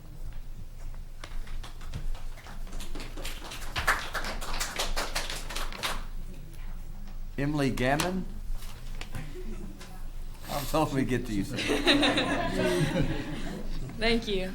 Hi, my name is Emily Gammon, and I reside within Lancelot Estates. The people you see here today, by no means, are the number of people who support our movement. We have spent countless hours advocating against this zoning change for all the reasons you've heard today. You've heard a lot of legal speak and some heated debate. But I ask that you take into consideration not just the evidence and the facts presented, but all that my neighbors have brought up. Because we are the ones, as we've said, have to deal with the practicality of this development. We have to deal with the stormwater drainage that's already a problem in our neighborhood. We have to deal with the traffic, and many of our families who live in our neighborhood have young drivers, kids who are going to be getting their license soon, and it's a real problem for us. We have had approximately 100 neighbors and residents of not only our community, but our neighborhood as a whole, who are opposed to this zoning change. It's going to affect us deeply, and we humbly ask that you guys vote with a resounding no, as Mr. Burgoon so eloquently put it. And if you guys wouldn't mind, I'd like to pass this out. It's just a copy of our petition, so I don't have enough for everyone, so we're just going to go every other. How many signatures are there? There's approximately 100. Yeah, right there. Thank you. Oh, we have an extra. We'll share. So to conclude, our community obviously thinks that this development will be a liability rather than an asset. There's so many issues and problems that have been aroused, and we truly believe that this won't benefit Scott County or our community or our neighborhood. So once again, we hope that you vote this down. Thank you.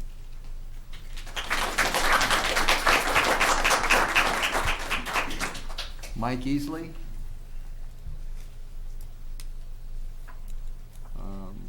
Teresa Morton? I'm Teresa Morton. I have lived on Cane Run Road for 38 years. I can relate to what this gentleman spoke here, every syllable. We've seen the generations of the young kids speed up and down our road, but what we're not thinking about, what we're turning our face away from, are the farmers. Okay, this is a farming community. The fact that I get to live there beside these farmers is the reason that I moved from Lexington 38 years ago. I respect the farmer, and I think we need to respect the farming land. My property itself, it perked, as far as your percolation test goes, it perked on paper. We have 3 times the amount of sewer lines and field lines on an acre of property just so our shitter works, okay? Please excuse us. This is typical of this property out here. And yeah, we can make it better. Yeah, we can fix it. But I think that if this property goes ahead and it's approved for development, that the people that buy this property need to know, hey, you're looking at an expense right out of the door. You know, you're going to have to do 3 times the amount of work just so you have septic tanks. Respect our farmland.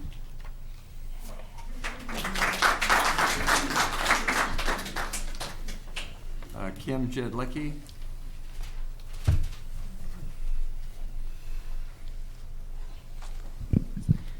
Good evening. My name is Kim Jedlicki, and I reside at the adjacent property at 3248 Ironworks Road.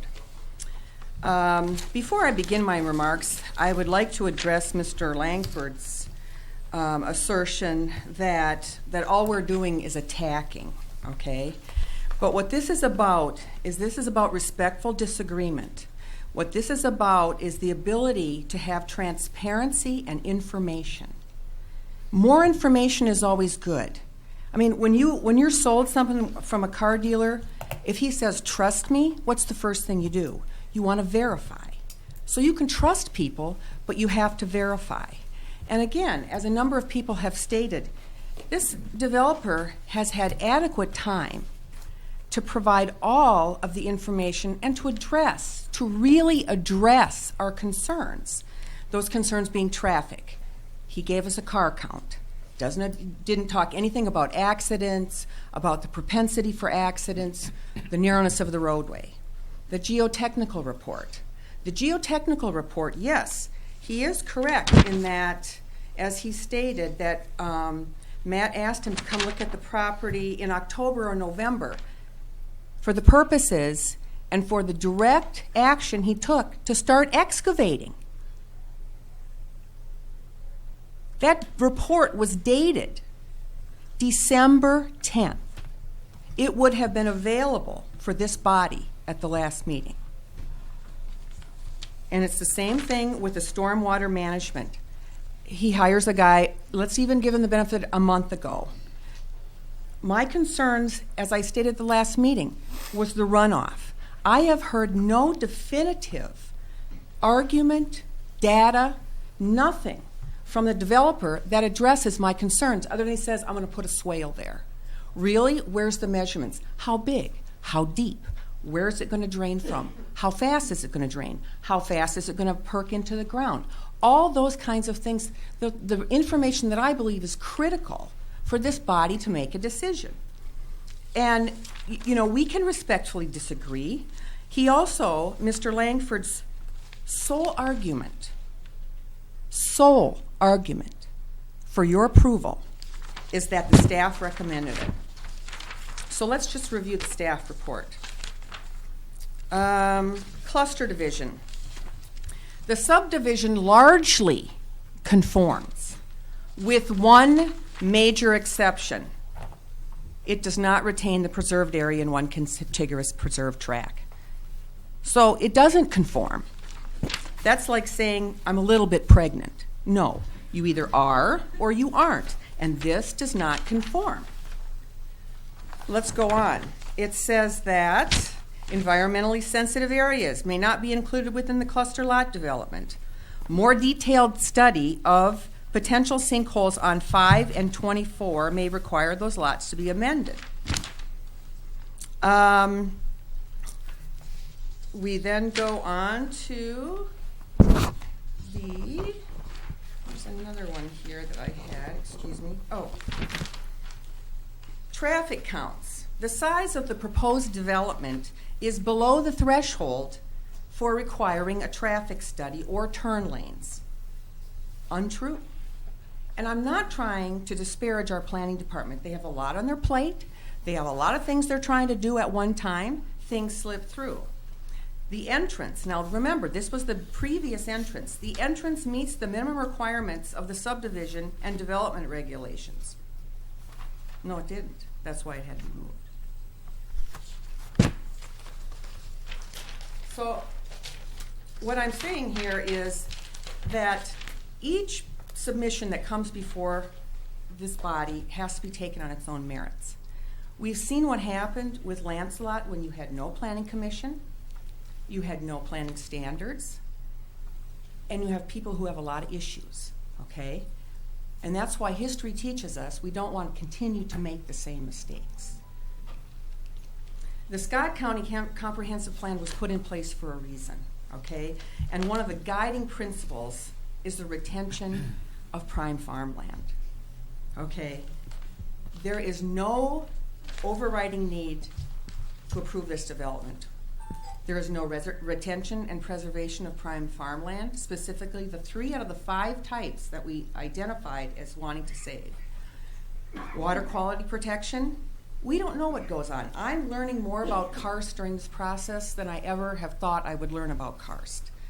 But I'm sure when they built the museum down there in Bowling Green, I'm sure that engineers thought nothing would happen. But when you start getting more and more development, more water going underneath, you can impact that.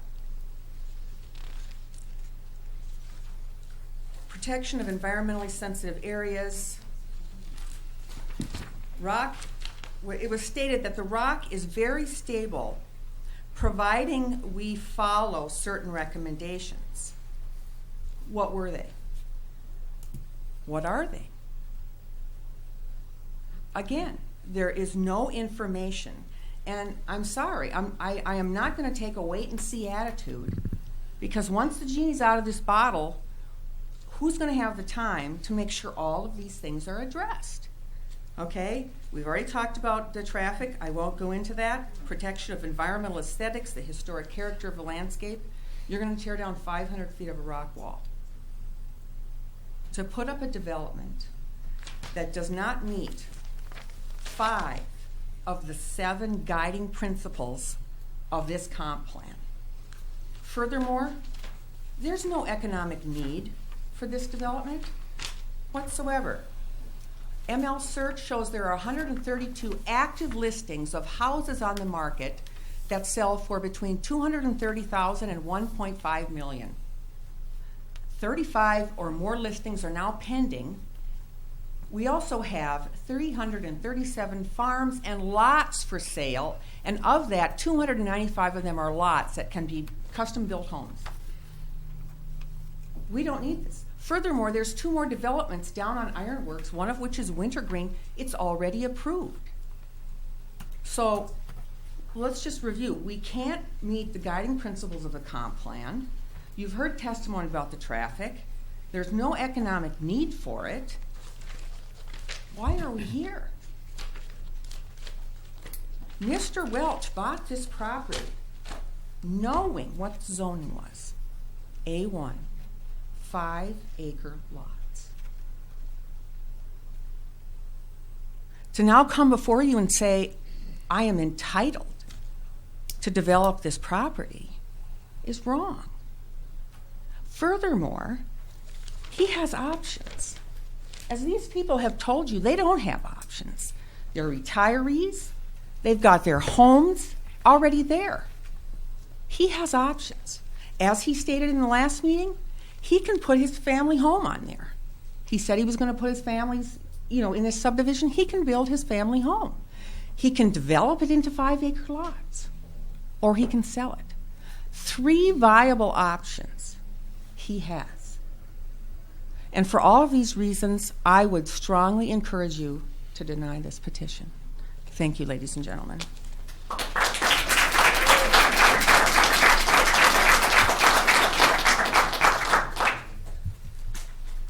Lynn Martin.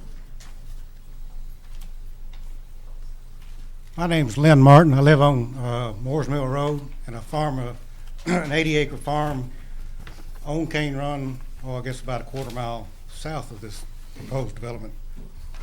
And I guess I don't understand all I know about zoning, which is nothing, but I understand the concept behind a cluster development. And I think the concept was that you concentrate all the houses on a parcel of agricultural land and save the rest of it for A1 agriculture. Well, to me, that's kind of a farce, because a developer, just like a farmer, he's picking his best and most suitable land for his houses, whereas I would pick the same land to farm. And what's left when you chop it up like that, yeah, you may put on your scorecard, I saved 60 acres of ag land, but you really didn't, because what you got left is not really farmable. I mean, those 2 little parcels in the front, well, nobody's going to come bring the equipment, what is involved today in those little parcels to try to farm it. You can't row crop it. You're not going to put livestock on it, because you're not going to be next to somebody's children. And then the back part, as they've stated already, that's where all the water goes, or most of it, because I can vouch for that, because when I go down Cane Run Road, a lot of times under heavy rains, it's running across the road. So the actual quote-unquote ag land that's in the back is not really particularly farmable because it stays wet so long. So that's all I'm saying is you think you may, well, let's let it go. It's a cluster development. We've saved some ag land. Practically, you're not. I mean, if this development goes through, you just will write the whole farm off. It's not. There's no agriculture left. Thank you.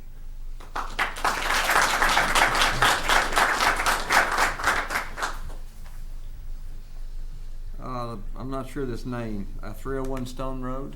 Troy Rank. Almost probably speak.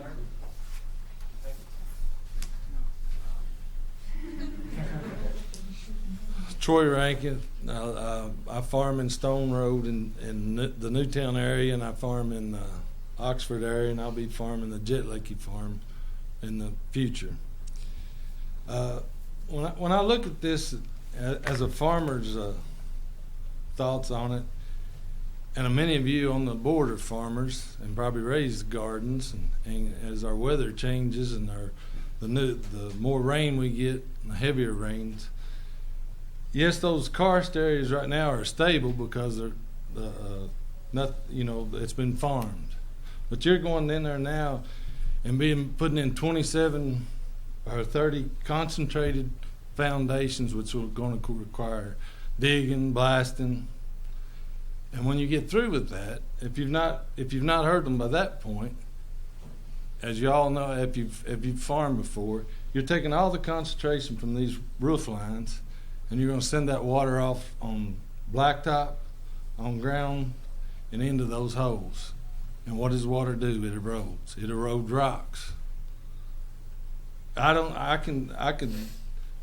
just don't see that this is where we're being responsible and knowing that they're there, and we're going to put this concentration of houses on it. And with the blacktop and pointing toward the southeast corner of this property, without a development plan, what's to keep you from creating a wetland there where all the water is going to go there and stand? And it's going to leave that property and come to the Jitlicky property and go on back onto this other parcel of land where there's yet more sinkholes. And when it's not contiguous, it is not. Are you just wanting to do green space when you do these clusters like that? It is. I'm like Mr. Martin said. These clusters were designed to save the family farm and the good agricultural land, the way I look at it, and to keep it contiguously and together into agriculture production. I guess in my closing arguments, I would like, I got one other thing to say, is as Sarah said, in the next 5 years, I would ask you all to get very aware of the TDMs, the TMDLs. This is going to greatly impact agriculture. As these things, this thing that she speaks of, she can help me better than. It's like a glass of water, and as development and manufacturing, as these deposits into our water streams, the farmer's at the top of that thing with very little room to wiggle. And as they put these load limits on, the agriculture is taking the blunt. In western Kentucky, that's all the grain and all the chemicals that's used to raise the agriculture products there, they have just done a study of all their waterways. And I can't quote this to the T, but 3 of their hot spots were back of subdivisions. It wasn't farmers' contamination to their water. One of them was a dairy, but it was a Omnish one that they can clean up and work on. But these settlements are also coming from septic tanks that we're concentrating over these karst areas. And this one is telling you it's going straight to Elkhorn. And I would just like to say that keep in mind this is good agriculture, and it should stay as agriculture.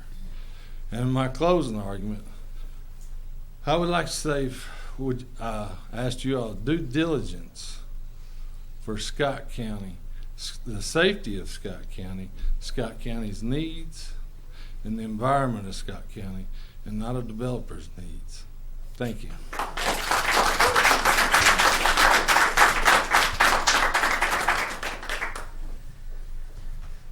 Matt Welsh. Nope. That's everyone signed up, Mr. Chairman.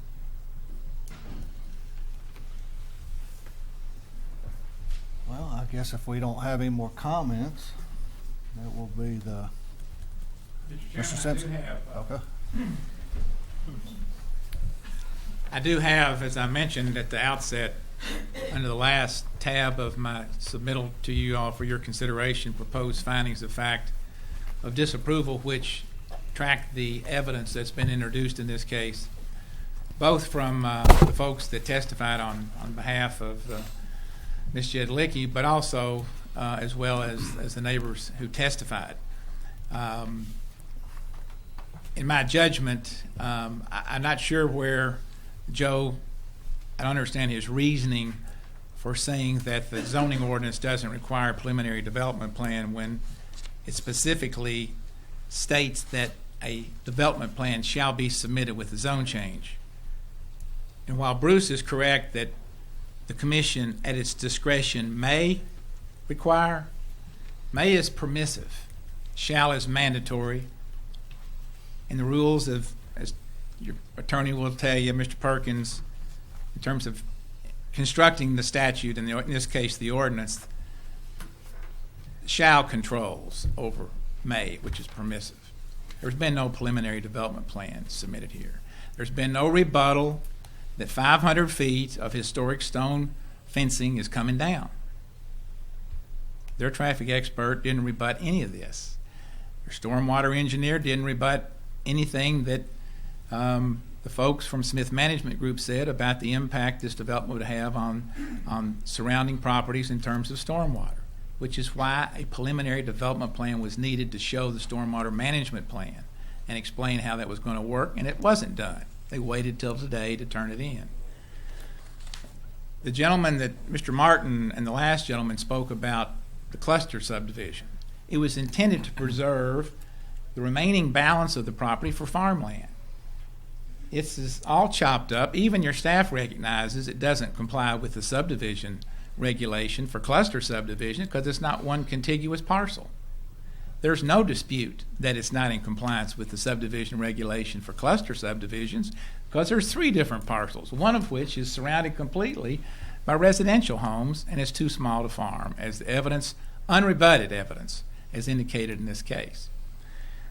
Finally, coming out of the subdivision, onto Ironworks, the gentleman's house is right across the street. We showed you 2 photographs, 2 driveways. Every night, those 2 houses are going to be dealing with head-on lights right into their living room and bedroom. For whatever time of day the people in this subdivision choose to come in and out at night, those folks have to deal with those lights. And to get those lights there, you're going to have to tear down 500 feet of stone wall and 500 feet of trees. Do we really need a residential development that bad that we're willing to sacrifice all the principles that you guys approved when you adopted the comprehensive plan in 2011 to preserve rock walls, to stay away from the karst, to preserve open space farmland consistent with your subdivision regulations, and to set good precedents so you don't repeat the mistakes of years gone past? I would like to think the reason for the change in emphasis from the 2011 plan is that the community and you as its leaders in terms of planning and zoning learned that the old way of doing things, of not doing your homework, of not complying with the zoning ordinance and the comprehensive plan aren't going to be accepted anymore. Scott County is growing rapidly, one of the most rapidly growing counties in the state and has been for years. And that's why you need to hold to the principles set forth in your comprehensive plan, in the zoning ordinance that you approved long before there was ever a contested case. And based on that, if you do that, and you weigh the evidence that's been introduced here tonight, there's a glaring lack of evidence to support this case under the law, under the facts of any decision maker governing land use decision making. It cannot be approved.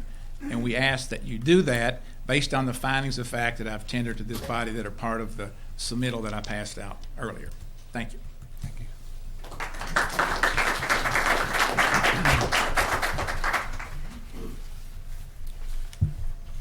Well, I guess if there's no more response from the audience, that'll close our public hearing. Okay? Yes, sir. Now, I would ask if there's any discussion from the commission. Anyone have any questions for staff, applicant? Yes, Joe and Charlie, are based on the comments that Mr. Zimmerman made, are we at a point where we can go ahead and vote on this in regards to our development plans and that type of thing? Well, let me just throw out a couple of things. First off, yes, but the primary thing you've got to do is to make the determination that this is consistent with the comprehensive plan. I mean, that, as I believe Bruce pointed out, and then when the other Bruce responded, one claims it is not consistent, the other claims that it is, staff's recommended that it is. Well, you've got to make that decision. I mean, when you make a motion, if that motion is to approve it, part of that's got to be that it's consistent with the plan. Quite a few points have been raised tonight, and you've simply got to weigh the two and decide, is it or is it not consistent. As far as the development plan or preliminary subdivision plat, I frankly deferred to staff. What Bruce Simpson points out, it certainly sounds like it's mandatory. We apparently have a conflicting provision elsewhere that says it's up to the discretion of the commission, and this is not what they require on residential. Well, I haven't studied that one, and so I just plead ignorance on that part. And if in fact we have conflicting provisions, I do understand the argument that Bruce made that one says shall and the other says may, and that's true, but they're clearly in conflict with one another. And so if this is more specifically for residential and it says you may require that, I don't believe that necessarily that the shall in another provision which clearly is in conflict with it would govern. So that's, I mean, it bothers me, I'll have to tell you. But if those are only done on commercial, industrial, etc., not done on single family, then I think that's the way we've interpreted it, if you will, by our actions. I think the more serious question is whether or not this is in conformity with the comprehensive plan. You've been given quite a few reasons why a number of folks believe it is not. You've been given some reasons why they believe it is. That, I think, is where the crux of this is. One thing that does bother me is when you have such a divergence of presentations, and I won't just say opinions or something. I mean, there's a lot of specifics being offered in both places, so it's not just mere opinion. There is, in fact, specifics being offered to back the various positions up. When that's done, it bothers me not to have a more wide-ranging discussion among the commission, which you wouldn't have had a chance to do until tonight, and then work through findings to support whatever action you want to take. Obviously, one position of findings has been offered. The other is in staff's presentation, which is more a technical kind of thing than it is findings in support of your determination, should you determine it, that it is in conformance with the plan. Since we've already gone, 2 months on this thing, we really need to be taking action. But again, it bothers me that, as we've done in the past, where something's been hotly contested, there's been conflicting evidence presented, that we've worked through findings to support whatever action the commission feels is appropriate, discussed that action, and actually had specifics lined up. Anyway, we don't particularly have that, but what I think the board needs, or the commission needs to be doing tonight, is making its determination that either yes it is or no it's not. Preferably if the answer is that it is not, specific reasons why it is not. And if it is, well, I'd like to have some discussion on why it is. As we've talked about before, one thing we like to do, and I think it's really incumbent upon us, is to have good reasons for what we do. And I think that's true whether it's denial or its adoption. And obviously that's a lot easier done when things are fairly straightforward. It's not quite as easily done when it's hotly contested. So I'm sure that didn't help matters at all. But that's where I believe we are.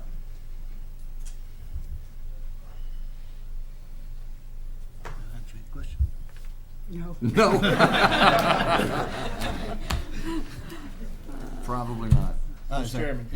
Any more questions, Mr. Smith? No, I don't necessarily have a question as much as Mr. Martin was saying. Lynn was talking about the preserved tracks. I think that's my biggest concern with this plan. I'd like to see the parent track be one contiguous track.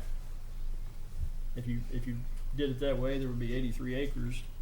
83-acre farm is still big enough. This farm started out as 150 and a half acres.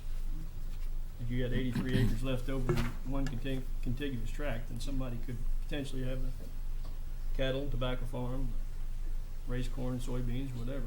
It's going to be a little bit hard to utilize these prime farmland, prime soils, in 25, 30, and 20-acre tracts. And I really don't want to set a precedent for open it up to not contiguous tract, contiguous parent tract.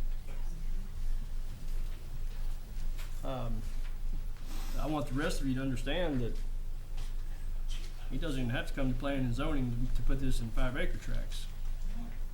And you can still have 30 houses on that same piece of property. They'd be scattered all through it. It would still have to come back for a major subdivision. But that would be preferable. the intent of the cluster development was to try to preserve these some amount of farmland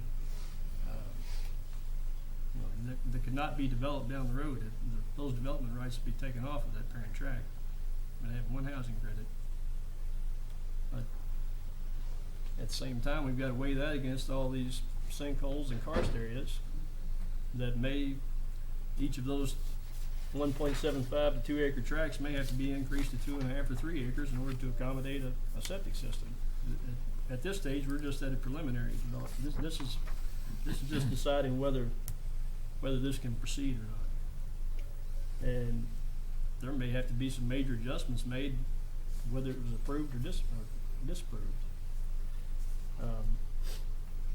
But like I say, I feel for all of you on Ironworks. I know how dangerous that road is. I've traveled it myself, sometimes in a car and sometimes pulling the wagons or gooseneck trailers. And there's just not much room there. And it was designed for horse and buggy, and now it's carrying tractor trailers. I don't know, a tractor trailer goes down it very often, but I'm sure some large dump trucks. But anyhow, that pretty much summarizes what I have to say.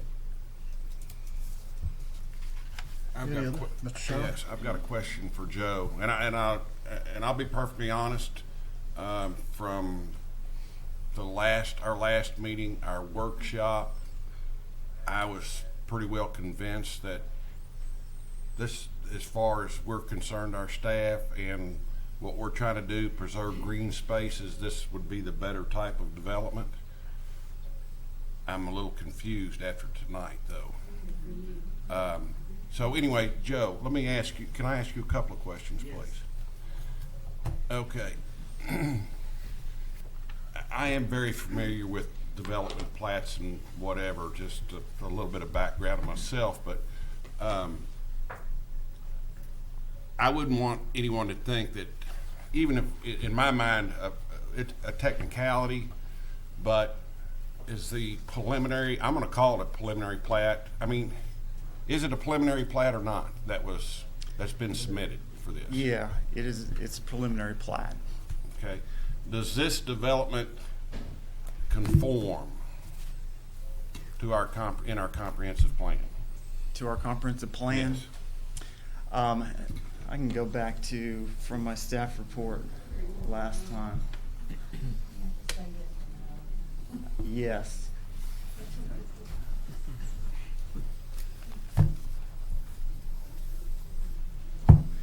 I'll give you the justification from staff review as to why it conforms with the comprehensive plan. And it comes down to, first of all, the guiding principle of the rural element of the comprehensive plan was that to manage growth in rural areas, the actions taken and decisions made should result in a proper balance between the needs of development associated with community growth and the continuing need to preserve prime farmland. That was the guiding principle that the community agreed on, and how that was implemented was through the 5-acre minimum lot size and the cluster ordinance.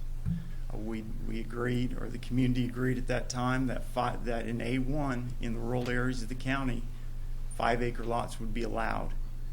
Environmentally sensitive areas would be protected. These karst areas would be protected by promoting cluster development instead of just a standard blanket 5-acre lots throughout the rural areas. We try to cluster them, preserve farmland, preserve these prime ag areas, so they could still be farmed, so we could balance the needs of growth, so some growth could occur, so farmers would still have that development right, so landowners would have that development right. But when development came, it would be clustered, and some farmland would be preserved. Hopefully the environmentally sensitive areas would be preserved. So there would be that balance.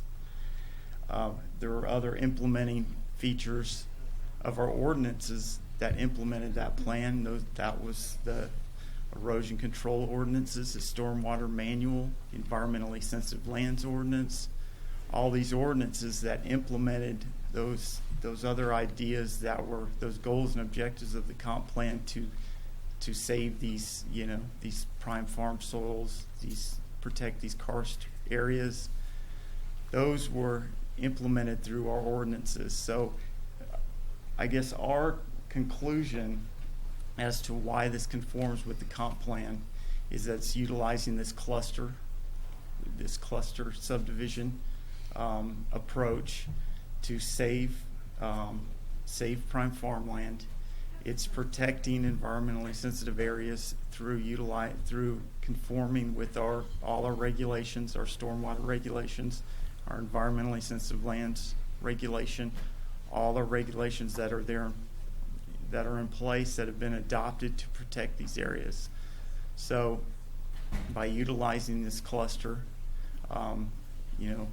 to save prime farmland with knowing that the 5-acre minimum is allowed. I mean, it's been in place since the 70s.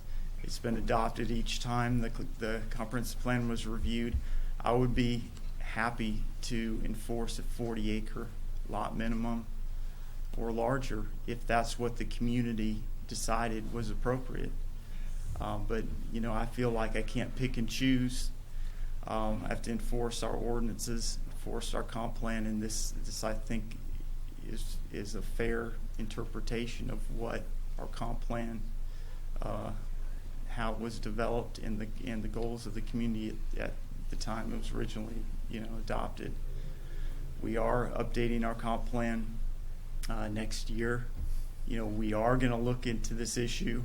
I'm glad there's a passionate group of people that would like to see maybe a larger lot size, more protection of these areas, and it's definitely something that I'm not opposed to. I mean, I'm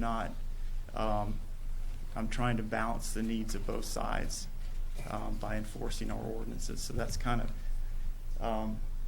why we've come up with these findings as a counterbalance. If you want to look at our findings in my staff report, and those are that it complies with the comp plan because all the utilities are in place. The road functions at the level of service that was established in the comp plan to measure whether the road whether the transportation infrastructure is there in place to support development. It's adjacent to developed residential areas that, even though, I mean, it was mentioned earlier, Lancelot was developed in the 70s when there were no environmental regulations, there was no erosion control ordinance, there wasn't a stormwater manual, there was no karst protection. Now we have that in place. Hopefully that is, going to protect neighbors, joining property owners in the future. And, it is a cluster subdivision that is going to protect 90-plus acres of open space. I would like to see it contiguous as well. I think the farmers on the board would probably be a better judge as to whether that lower area could be farmed, whether it is a viable agricultural tract. I know there's 2 tracts in the back adjoin each other. The one in the front doesn't seem like it would be farmable. It would be more open space, kind of buffer from the road, I think.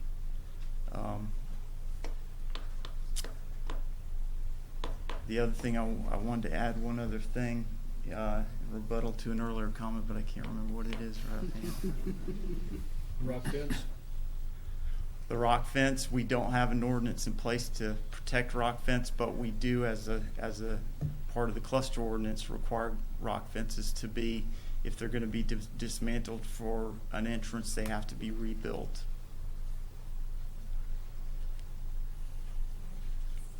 Other than that, I'll probably think of the other thing in a minute. Septic tanks, anything on that? The health department, I guess, they really address this in The health technical department review. will review and have to approve the septic systems on site. I mean, they require that 70-foot buffer from the throat of any sinkholes. And that's from the lateral lines, not just from the septic tank. So as far as whether this is a preliminary development plan, subdivision plat, in my mind, it's the same thing. The zoning ordinance was adopted first in 1970, or 1956, I think maybe was the first one. That language was probably put in there originally.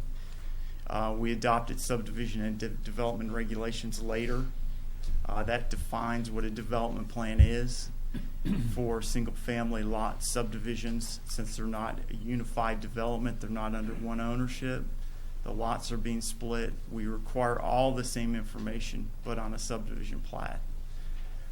There's no curb and gutter. There's no stormwater structures. It's all ditches, roadside ditches, and we require the topo lines on there so you can see how it naturally drains on a subdivision of this size, 2-acre lots, 1 unit per 5-acre density. You can kind of see how it's going to drain. It drains to the road, drains to the ditches drain to the low spot, and then that will be either just drained directly into the open space, or it'll be piped under the road if it's, in an area that the road blocks the natural drainage. So all the topos there, you can see the drainage. There's not going to be any structures built. It'll have to meet our stormwater ordinance. So all the information that was presented is the same information we see in a development plan. It's just not called a development plan. Thank you, Joe. Joe, on the stormwater issue, if approved, wouldn't our engineers be out doing inspections as this is going on? Yes. To make sure no water's leaving the property. Brent would review the stormwater plans. This is on a preliminary, you just see the preliminary stormwater plan to see if it's feasible. You don't see all the calculations, all the hydrology reports. That'll have to be submitted before it can be approved. And that'll be reviewed, and then the construction will be inspected as it goes along. But no, our stormwater manual won't allow runoff to be increased post-development to any adjoining property.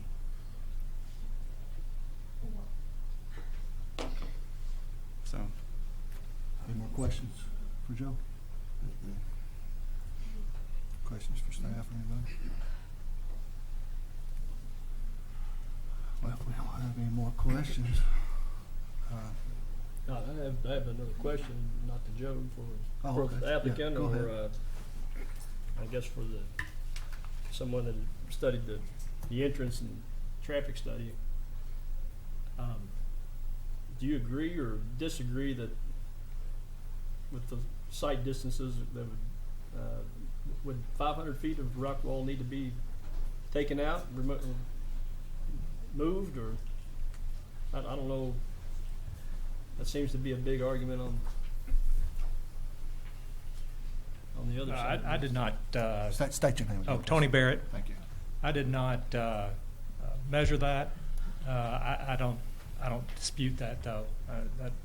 The wall is pretty close, and based on the site triangles, it's a pretty cut and dry calculation, and I'm not going to dispute Brad's measurement on that. It would be when you go sight lines to either way to meet that requirement, that would probably be correct. But that would be relocating the wall, is that correct? That would be correct. That's our understanding. Be moving it back and Is that moving it back off the road or putting it on another piece of the property, or what does relocate mean in that instance?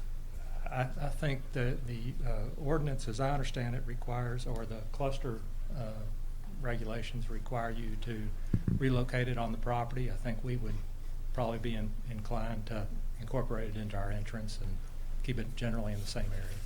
It's been our discussions. With Matt.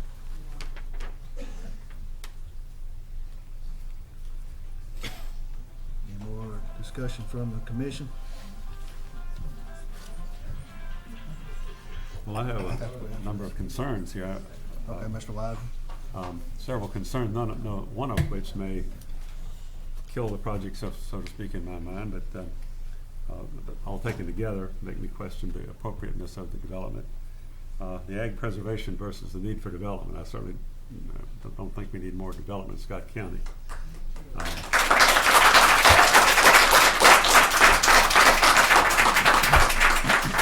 Given that we're already one of the fastest growing counties.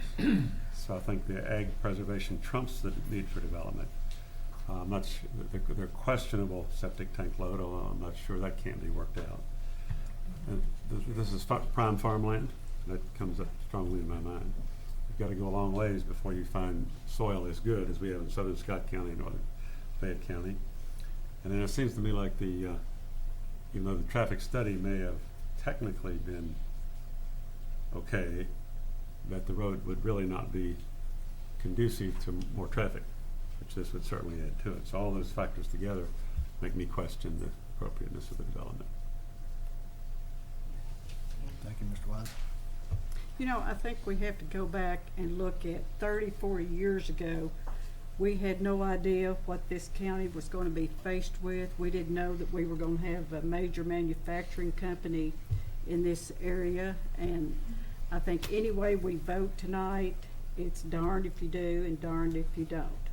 So I think in accordance to our plan, our comprehensive plan, I think it's at a point that I feel confident with voting on it tonight. But as I say, it's one, we're going to make somebody mad on either way, and I hope that we don't do that. But based on that, we've got, we know we've got road issues. It's not only ironworks, we've got other roads in the county that needs to be widened. But there again, 30 years ago, if we had known we were going to be faced with what we've got facing us today, we would have made changes. But we have to make changes, we have to adapt to it, we have to make adjustments, and it'll all be worked out. And we just, this is going to be another one of our growing pains that we have in Scott County. So based on that, I move that we accept this application. We have a motion to accept this application by Mrs. Holland. I would need a second. I second. Excuse me, I think the motion needs to say at least adopting the staff report reflecting its compliance with the comprehensive plan.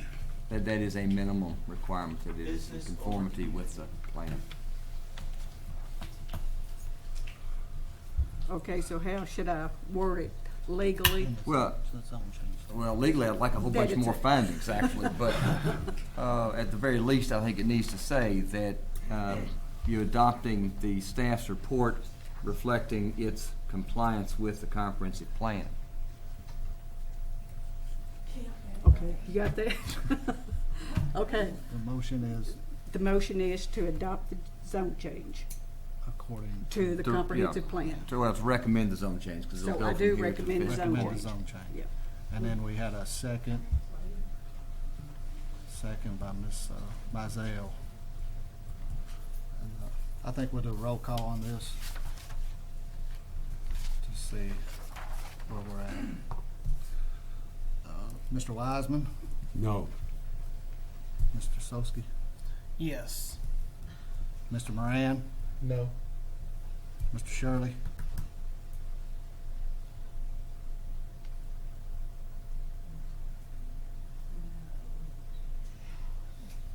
It's tough.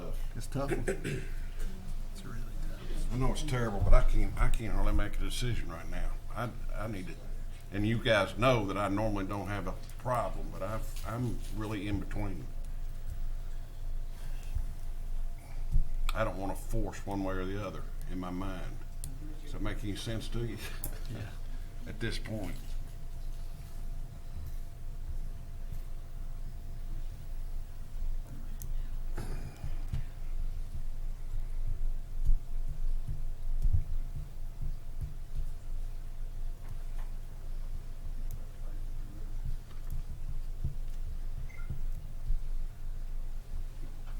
No. Ms. Holland? Ms. Holland votes yes. Mr. Smith? No. Mr. Caldwell? Yes.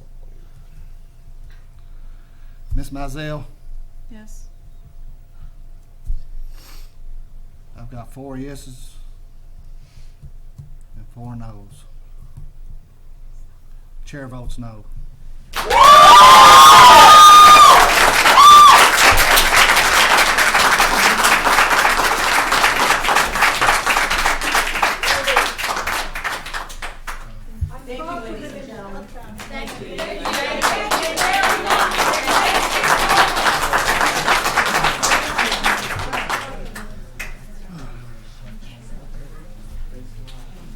Do you guys want to take a small break? Yes. Or? Yes. Okay, let's take a small, about 10-minute break and we'll reconvene.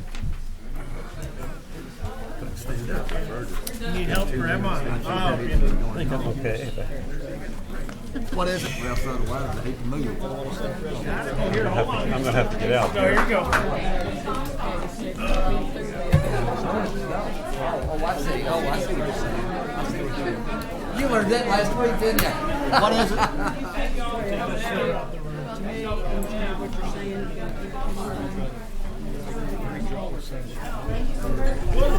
You all right? Oh, you're good.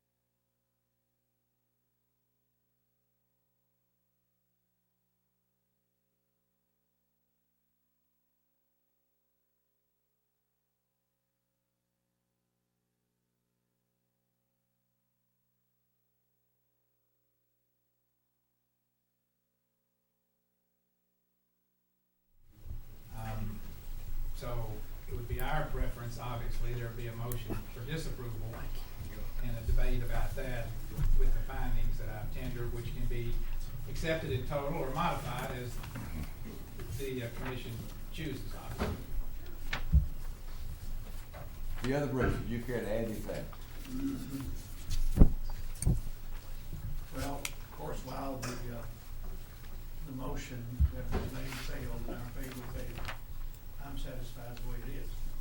I'd rather have a no recommendation than a negative. And in fact, there may end up still being a no recommendation depending on if anything happens or if something does, what that might be.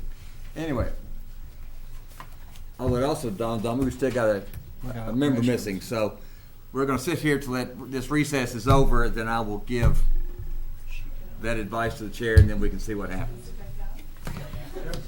Now, if you want to leave, go right ahead. That's suits me just.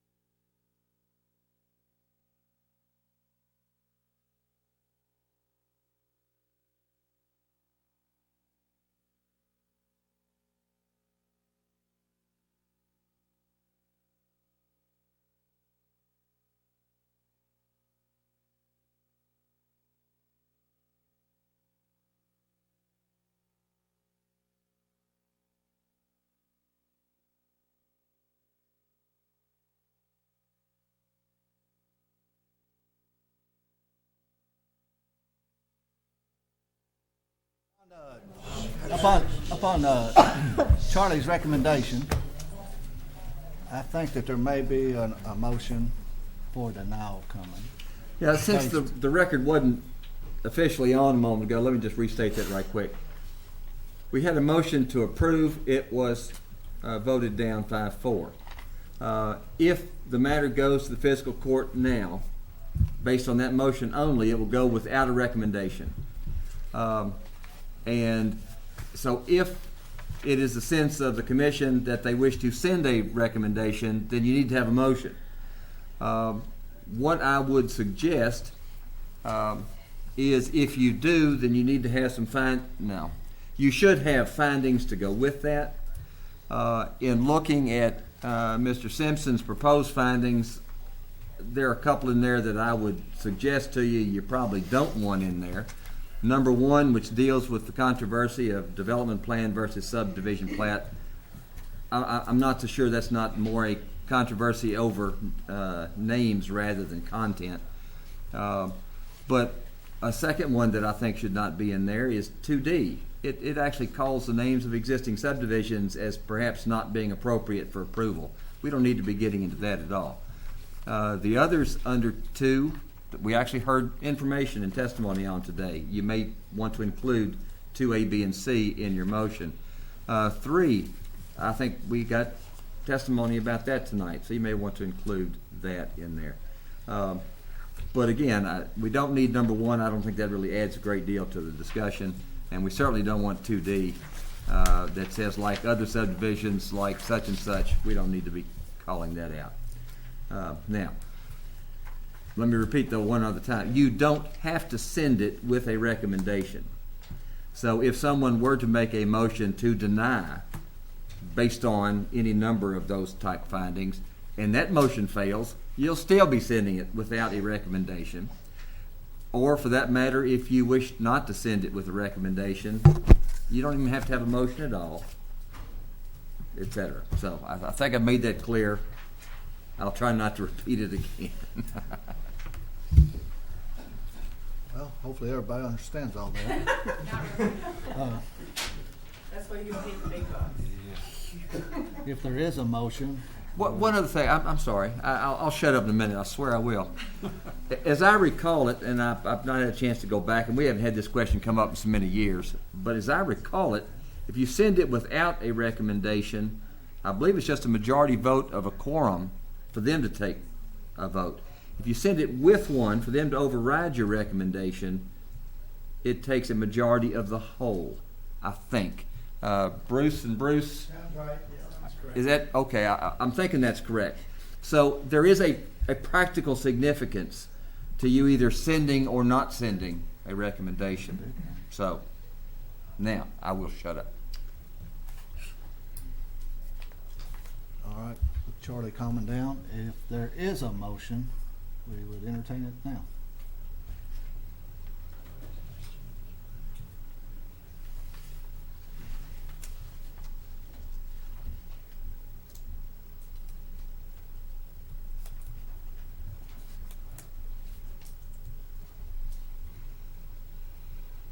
No motion? Give me a minute. No, okay.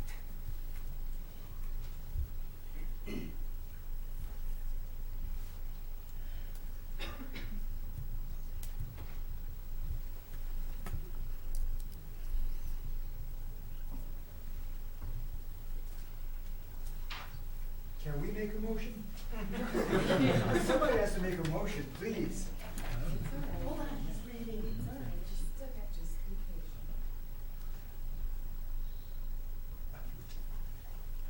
patient. If we don't make a motion, it goes to fiscal court and they start over from scratch just like we did tonight. Is that the idea?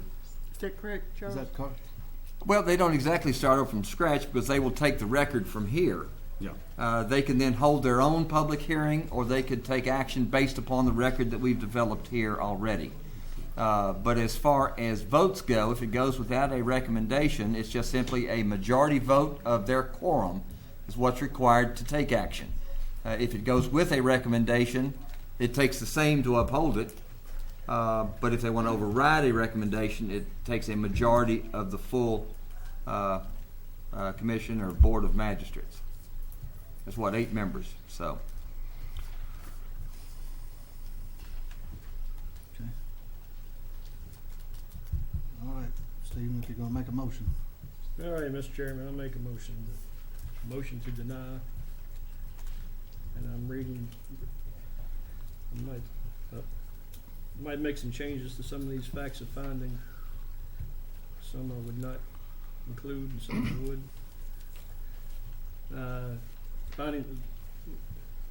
Findings of fact. I agree with Charlie, I would not include 1A or B. Comes to 2 on the proposed agricultural zoning is inappropriate and improper because the roads, definitely B and C would have to be considered. We're gonna have to take out 500 feet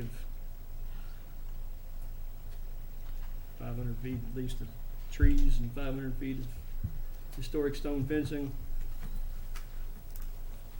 So that would be 2B and C. And then on 3 is my biggest concern. The applicant has failed to meet the subdivision regulations for cluster developments. Let's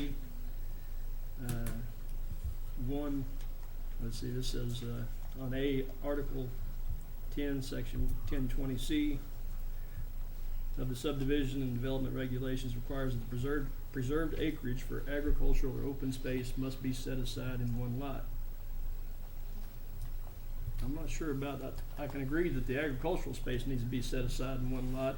If there's going to be additional open space, I would argue there could be 2. You're going to have some open space. But the applicant proposes 3 separate lots to preserve the agricultural or open space acreage. I would argue that's 4 separate lots. 1 for open space and 3 for agricultural lots. So I would change that wording to say 4 separate lots. The applicant's 3 lots are inappropriate for any farming activities as lots all are either too small, contain improper sloping, located in a floodplain. I'd rather see the parent tract preserved in one tract. So you said parent tract, you mean the preserved tract? The preserved tract. Well, I say a parent tract. The preserved tract, I think the bigger you can make it, the more feasible it is to farm it. The more practical it is to farm it.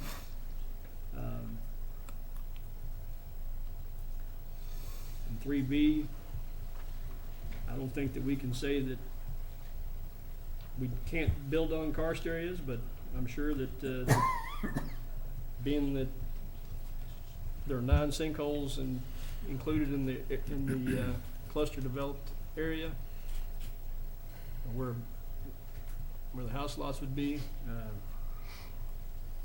if it's possible to get away from those karst areas and the sinkholes, I think that would be better. You're still going to be in proximity with them, but at least they wouldn't be included in the lot. Any of those that you find too far or one way or the other, you simply don't have to include that because you need to be comfortable with your motion.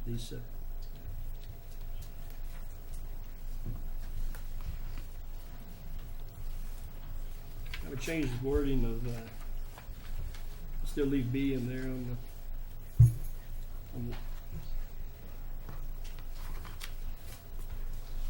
the 10's karst land, which contains at least 9 known sinkholes, and just leave it at that. I don't think we need that. And leave B1 out? B1 out, yes.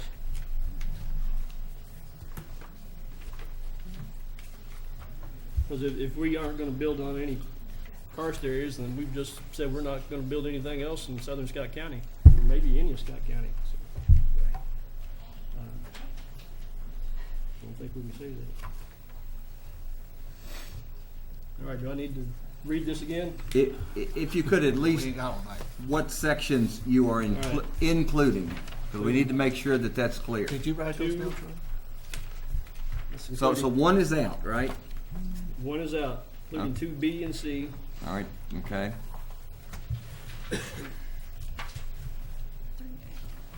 3A is in, did you say? 3A and 3B are in, yes. But not 3B1. Right. And on 3A, I don't know, did you note the changes there? The applicant proposes 3 separate lots. I think it should be 4. You changed that to 4. 4 separate lots reserved to agricultural or open space acreage. And 3A1, did you leave that in or just I change think it that would. 3 to 4 We again? should say the applicant's 3 agricultural lots. Okay, They're just still an insert open space agricultural lot. after 3. 3 agricultural lots. And they are inappropriate? Wouldn't say they're inappropriate. I just think they would be better if they were in one contiguous tract. Perhaps you should say they are required to be in one contiguous tract. Yeah, maybe.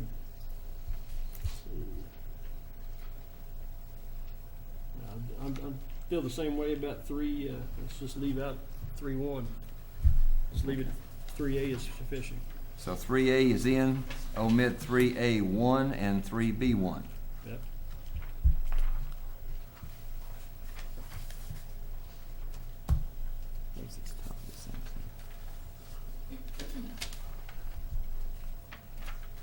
Is that all? Trying to think of anything else. Is that all? Can you put that in a motion for us, Charlie? Stephen, can you repeat it? Tell us. You want me to read it? No, don't repeat it.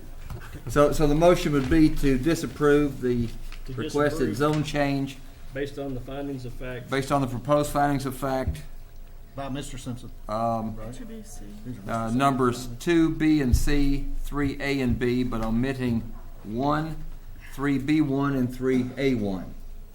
Now, is that correct? That's correct. Oh, and what, 2D? Oh, I'm sorry, yes, and omitting 2D, excuse me. Well, we only included 2B and C. Yeah, only 2B and C are included, yeah. Let me read that again, please.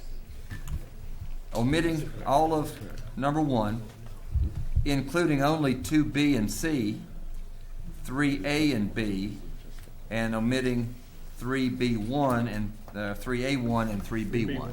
Yes, sir. Now, is that correct and is that clear? And these findings of facts came from where? These were proposed by Mr. Simpson. Exhibits in opposition to zone map amendment. Yeah, that was the first That set would of be- exhibits that they offered Be tonight. the By last, Mr. Simpson. Everybody got that the motion? last 2 pages of this. No, well, it would be.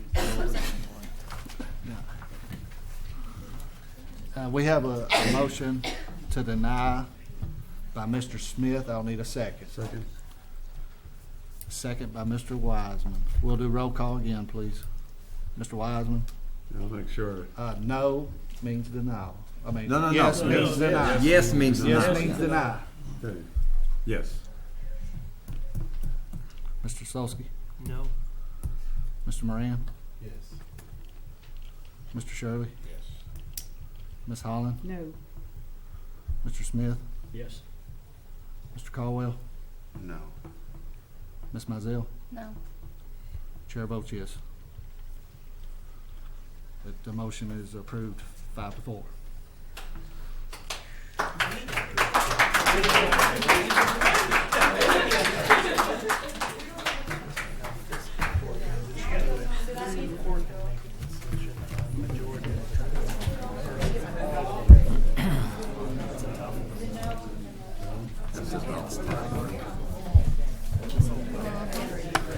I don't even know where my Probably want that back. Oh, yes, sir, we need that. Study to be that far off. I mean, traffic study, one side of the road's not wide enough, the other side's.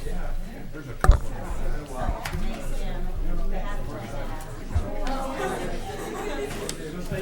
There's a bunch of people we need to get on the comprehensive plan. Committees. Hey, Joe. You ready? Move on. Oh, boy. Should have done one at a time. I think that's my big Ready to move on? Yeah. Yes, please. Hey, Joe, am I needed for these last three things? Hey, folks. Excuse me. We still got a meeting to run, please. Thank you. The reason is I've got some work to do for tomorrow, and I need to, if I can. Thank you.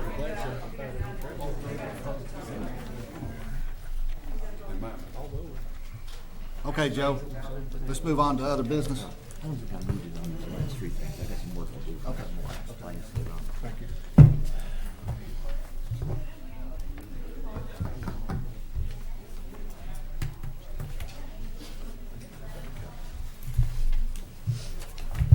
Hello. State your name, please. Matt Summers, planning staff.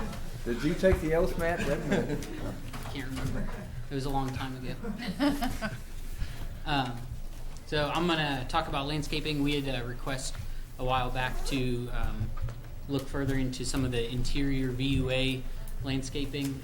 While we were looking at it, we looked at a couple of other things that were, I don't know, maybe a little bit loose ends, or if you will.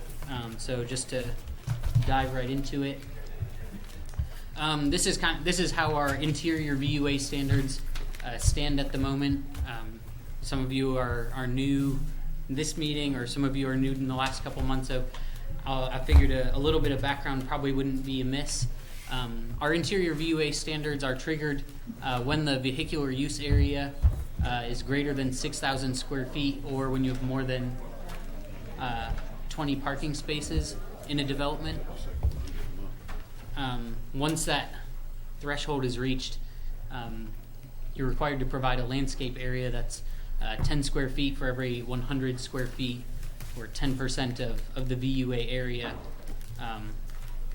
After that, we would then look at the number of trees that are required for that landscape area, and currently the ordinance reads that we need 2 trees for every 250 square feet of landscape area within the VUA.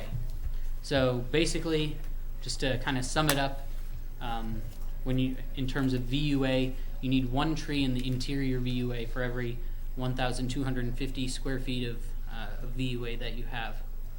That number is kind of important. We're going to kind of compare it to some other cities later on. So how we got to where we are, we used to actually have identical interior landscaping standards to Lexington until September 16th, 1999, when it was amended. That 10% that we had talked about earlier used to be 5%, and the 2 trees per 250 square feet of landscape area was at one time 1 tree.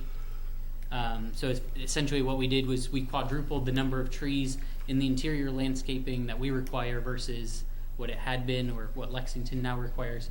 So it used to be 1 tree for every 5,000 square feet of VUA. The reasons that were given at the Planning Commission meeting where this change was proposed were both aesthetics and to prevent heat island effects. After listening to that, it was at the end of a very, very, very long meeting. I believe at one point in the recording they said it was 2 a.m. by the time they had gotten to it. So it was a very, very short time for them to discuss the topic. As we look at other cities in Kentucky, Louisville requires landscape area for 5 to 7.5% of the VUA, just depending on the size of the VUA.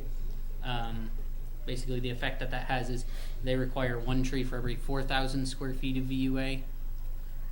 Similarly, Bowling Green's landscape areas are only 5% of the VUA, but as you can see, they require 1 tree for every 200 square feet of landscape area. So that's actually significantly more than what ours used to be. But the effect is they require the same number of trees per square foot of VUA as Louisville does. Covington, Kentucky, they actually require roughly the same number of trees per square foot of VUA as we do. As you can see, their landscape area is scaled based on the size of the VUA, which results in them needing 1 tree for every 2,500 square feet of VUA to 1,250. So here's just kind of a summary of what we looked at there. Lexington's, as I said, is the same as what ours used to be. They haven't modified theirs. And here at the bottom, I show we're proposing essentially rolling back the number of trees that we require in the landscape area from two trees per 250 square feet to 1 tree. I think this will be a good move. It'll help the developers. I know we had somebody in our office just earlier today, I think it was, asking us about, can some of these trees be moved and things like that. It'll create a healthier environment for the trees. A lot of times people like to put a little bit larger trees in these VUA islands so that it can provide more shade to the cars in the parking lot. Large trees and small islands, don't do well when you try to fit too many in there. And rolling it back to this much it'll still give us more trees than Lexington or Louisville, but I think that that's a good thing. We have a more rural community. It'll help us to maintain a greener feel to Georgetown and Scott County. Another topic that I guess we came up with that kind of sticks out in our zoning ordinance that other cities nearby address is canopy standards. Typically how that's calculated is just by the mature growth of a tree and how much of a particular lot is, or what percentage of a particular lot is covered by the canopy of that tree. Currently our planting manual that we use mentions these percentages that you see here, but we don't actually have anything in the landscape ordinance tied to it. The planting manual does reference this Article 26 of the Lexington zoning ordinance. And just to look at that a little bit, so it establishes the minimum tree canopy that needs to be achieved during development, so that we maintain this green feel to our communities, prevent heat islands, provide shade for trees in parking lots, things like that. And essentially how it breaks down is just on the previous slide. Lexington requires 30% canopy coverage for all residential. They have no canopy requirement for their downtown commercial areas. Most major commercial areas are required to have 20% canopy coverage, and a lot of warehouse, light industrial, and mixed-use zones are only required to have 10% canopy coverage in their development areas. Is that canopy, is that based on canopy at planting or canopy at mature? At mature growth is what it's, that's what it's based on. Because at planting, that would be nearly impossible to meet. Louisville's canopy standards, while the percentages are somewhat similar, is based on this table that we see here. One of the things that we liked about the Louisville standards is this column here. Well, actually, it's really the combination of these 3 columns, but this column here, where they incentivize preserving existing trees on the land. So just to take this top line in Class A here, if you're able to preserve in the Class A 5% of the existing, or not of the existing, if you're able to preserve 5% canopy coverage in the Class A, you don't need to install new trees to meet the canopy standards. That 5% meets your requirement. Whereas if you clear the land and develop new in Class A, you're required to provide at least 10% canopy coverage. So you can clearly see there's an incentive there to preserve the existing trees, preserve that mature growth. So like I said, Lexington standards, in terms of just enacting, it would be easier. It's just flat percentages based on land use. However, we feel that Louisville's approach is probably better. It helps to give that incentive to preserve what's existing. Our recommendation would be to enact a canopy standard that's similar to Louisville's. It can aid in stormwater control, preserving existing trees, reducing that heat island effect that we talked about many times, and it also creates a nice, pleasing aesthetic quality to the community. So I came up with just a sample table for how that would look. Preserving, making commercial.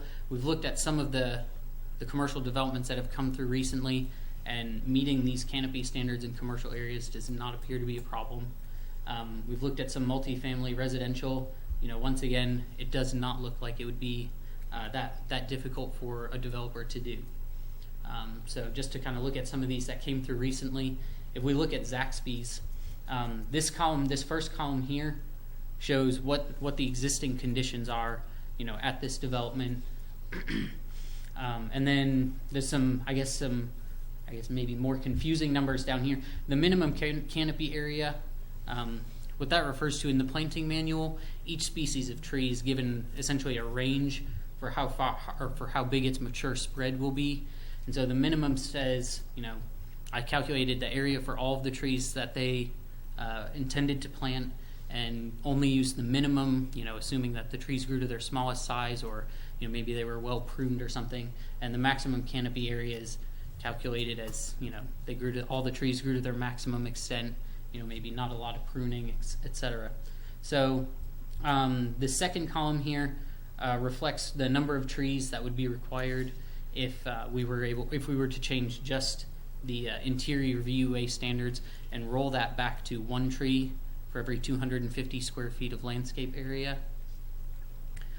So as you can see, just comparing these two, this number would essentially be cut in half, and would reduce the total number of trees required on the site. This third column here shows the changes that would be made if both the interior VUA was changed and if we enacted a canopy standard. And as you can see, between columns 2 and 3 here, there's no difference, because this 26% here for the minimum canopy area falls well within the 24% canopy coverage that would be required by this canopy standard. If we look at Kroger, we have to kind of make a note, because a variance was granted to Kroger for the 10% landscape area in the VUA. So if you look at Kroger, if you look at these numbers in the parentheses to the side in this first column, those numbers represent what Kroger's development would look like if there wasn't a variance granted there. So if we look at the total number of trees, if the variance hadn't been granted, they'd be looking at 312 total trees on their site. And whereas if we changed just the interior VUA standards, that number would be cut down to 202. So that's where we kind of see one of the, it's easier on the developer if we can reduce the number of trees required for the interior VUA. But if we wanted to also maintain that canopy standard, 308 trees would be what's required.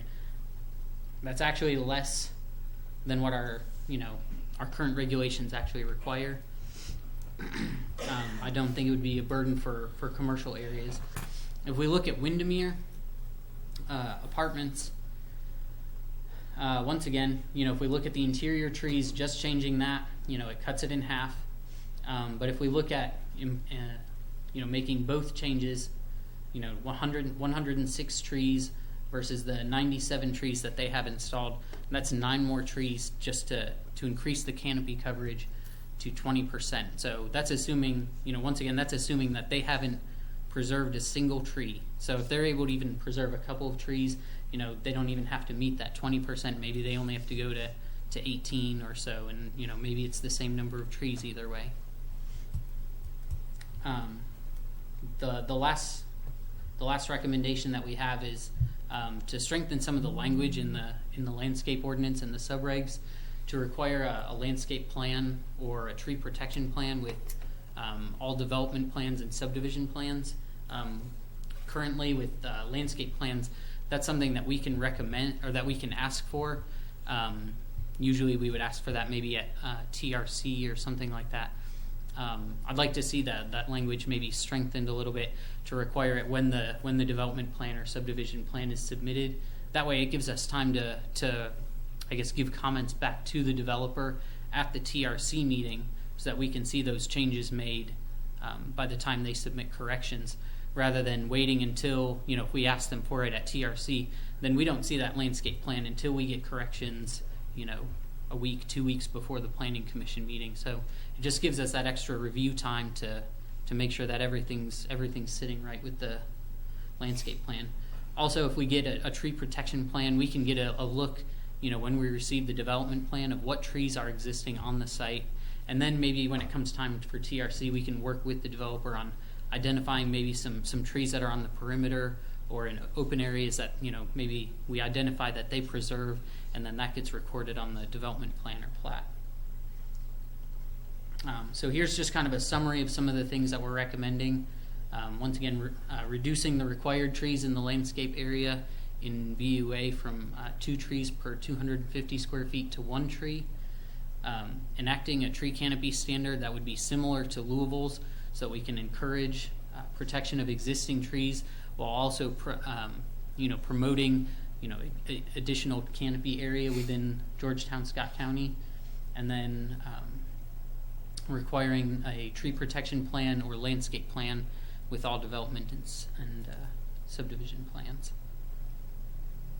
Sorry, that was kind of dry and boring after our previous exciting meeting.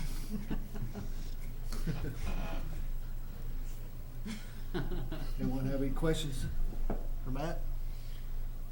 You say using those, if you use the tree canopy standards and reduce that, some of those tree numbers actually increase from what they would have been? Yeah, some of them, like Windermere, we were showing it would require them to plant around 7 more trees than they currently had. Given that, that's assuming that they didn't preserve any trees on their lot. I didn't look into their development plan enough to see whether they actually did preserve any trees or not. So even if they were able to preserve even a couple of trees, it would likely reduce that percent that they need to meet enough to where maybe they even have to plant fewer trees than they actually did. I just make it a simple formula. For every tree they preserve, it's one they don't have to plant. We do currently have something like that in our current zoning regs or in our landscape ordinance. I can't remember what I think it's based on the caliper of the tree. Yeah. So where do we go from here, Matt? Do you know, Joe? Well, get your comments. If you agree with these as they are, then we'd have to hold a public hearing next month, advertise it and get feedback, and then you vote to approve, to send it on to the legislative bodies for approval, and we have to put it in ordinance form, I guess, for them to approve, and then we'd amend the ordinance. So we have to hold a public hearing. But the question is whether you're happy with what we've done, or whether you want to make some changes to what we're proposing. Thank you for working on this. Good report and good job. No problem. What do you guys think? Good job. What do you guys think? I agree with it. Yeah, I like it. Is it something you want to study a little bit more, or? Well, one question on the canopy thing. It would depend on the kind of trees you plant. Some trees would have bigger canopies than others. We essentially how at least currently how I calculated the canopy was I looked at the species of trees that they were planting in these developments that I showed earlier, and I calculated the planting manual lists some trees grow from either have a spread of 20 to 40 feet or 30 to 50 and I just based the calculations on the spread that they list in the planting manual. One kind of offshoot of that is right now, a lot of times the developer will come in and say, well, can I substitute this tree for the one that's on the drawing? And the way he's describing it, we have to be a little more careful with that, because if you change the species of the tree, now all of a sudden you're affecting your canopy calculation. Well, it looks to me like probably right now when you're trying to fit 2 trees in, you're probably picking 2 that have smaller, mature sizes, where you could be putting one red maple or something in right there that would be a great big tree later. You're going to have to keep, if you're trying to pack him into a small area, they're probably using miniature. The gist of what I'm hearing from Matt is that with the tree canopy thing, we're kind of putting in writing form what's really happening to us. We're reducing what has to go on the island, but we're saying put it somewhere else. Mm-hmm. And that's what the canopy does. It keeps the number of trees up, but they're not required to be in those islands. Yeah. where they can't do well anyhow, they're too close together. So if you go with that idea, that's the way I see it. Kind of keeping the same number of trees, you already put them in a different place.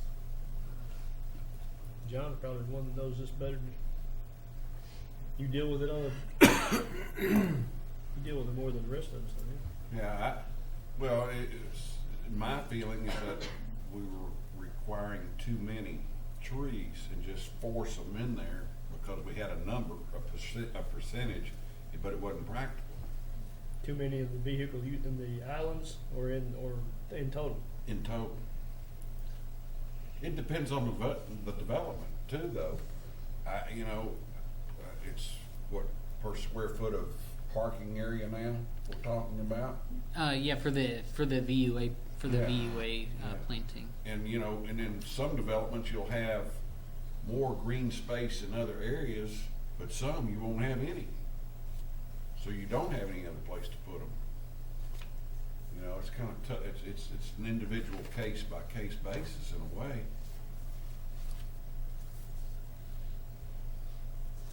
I'd like to find some way to incentivize keeping existing trees. And that can't be a 1-for-1. That'd have to be like 1.5. One existing tree would replace 1.5 new trees.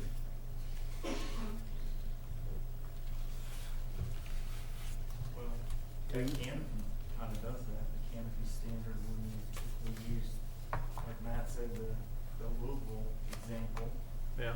I mean, you're required a smaller percentage overall if you save what's existing, rather than just clear it, start from scratch. You save existing trees. Does that mean somebody's got to go out and start measuring the circumference of the tree and doing some calculations, or you just take a guess? I think they have to tell us what the species is at least. Yeah, I would think so. Out of the landscape manual, have at maturity, this species grows to this, has this canopy spread. So they just need to know the species of the tree. Or calculate it based on an aerial photo of Yeah, the that would be possible canopy. as well. Do we want to try to make a recommendation tonight, or y'all want to think on this a little bit more? Or Just tell us see it if more we're at the on the right workshop? track, if we're on the I think you're on the right Oh, track. yeah, absolutely. On the right track. I think maybe you could put something together for the next workshop. We could all get a little bit more time to look at it. Okay. And maybe we can make a recommendation next month. And we'll advertise it as a public hearing for next month. Next is subdivision regulation amendment. Yeah, this is a similar thing. I won't go through it in detail, just tell you what it is. We require a digital submittal for all plans, plats and plans. And we require it now before we record the subdivision. The designer or engineer has to send us a digital copy, and that's just so we can get it into our GIS system. And we require certain layers, the roads, sidewalks, stormwater, all the layers that are in the drawing have to be labeled, and we have a standard for the digital submittal. We require that now. We need to update our digital submittal ordinance because it's kind of a little outdated. It allows floppy disks and doesn't allow you to submit it by email, and it doesn't have all the layers that especially Kyle, city engineer, needs to track stormwater infrastructure. So the amendment we're suggesting or recommending is to add these additional layers, to add some new language that allows you to submit them by email, and just amending the technical, the outdated outdated kind of parts of the ordinance, just bringing it up to current, what the current requirements are. And then the other thing is requiring minors to submit a digital as well. So right now, minor development plans or plats, they don't have to submit a digital. So we have to kind of hand put in the lot boundary changes. And it's not going to be hard to do because everybody, does these drawings in AutoCAD or, they're all digitally drawn, so they can just submit them to us. So When do they submit those? right now, at the end of the process, right before we record the plat or we stamp off on the development plan, before we sign it, there's a stamp for a GIS stamp, and before they'll sign it, they need the digital submittal. So, Joe, do you need a motion to move into the 21st century? We're already in the 21st, but we need to move into this decade, I guess. But this is another thing that needs a public hearing, so it's going to have to come back next time. I just put the changes in your packet so you can look at them if you have any questions for next time. But it'll have to, because it was adopted by ordinance, we have to amend it by ordinance. Sure. Brent wants to say something. I'm not trying to sway you in any way, but I did want to expand on what Joe said a little bit about including the minor plats, the digital submittal. One of the requirements is that those be on state plane coordinates, and so it does make a difference to the surveyor. That means that he can't go out and just start and have it on some, and I don't know if y'all know what coordinate systems are, so I don't want to get too technical, but anyway, this requires the surveyor to tie into the county's monument system, and so it is going to be an extra cost to the property owner. The surveyor will just pass that on. Significant extra cost or just? It depends on if the surveyor has GPS equipment. It could have my guess is it'd be a couple $100.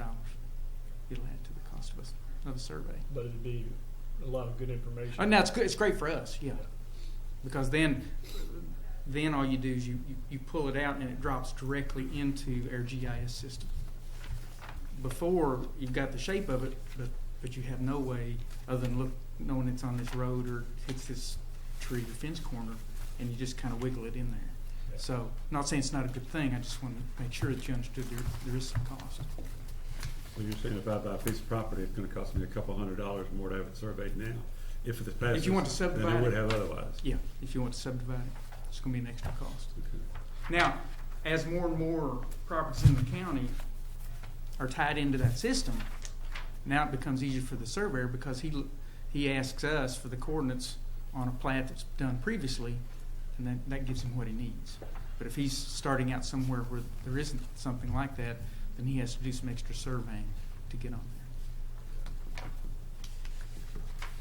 So the extra cost you're saying is not from them having to buy new equipment. It's just the extra surveying required. Well, if they have the GPS equipment, it's a little cheaper. And I don't know about our local surveyors, how many of them have the GPS equipment, but if you don't have it, then you have to traverse with your old equipment from the nearest monument that we have in place. And that can be a couple miles away, so that's significant cost. But my guess is a surveyor, before he did that, he'd hire another surveyor that had the equipment, pay the $200. We'll buy his own. Or buy his own, yeah.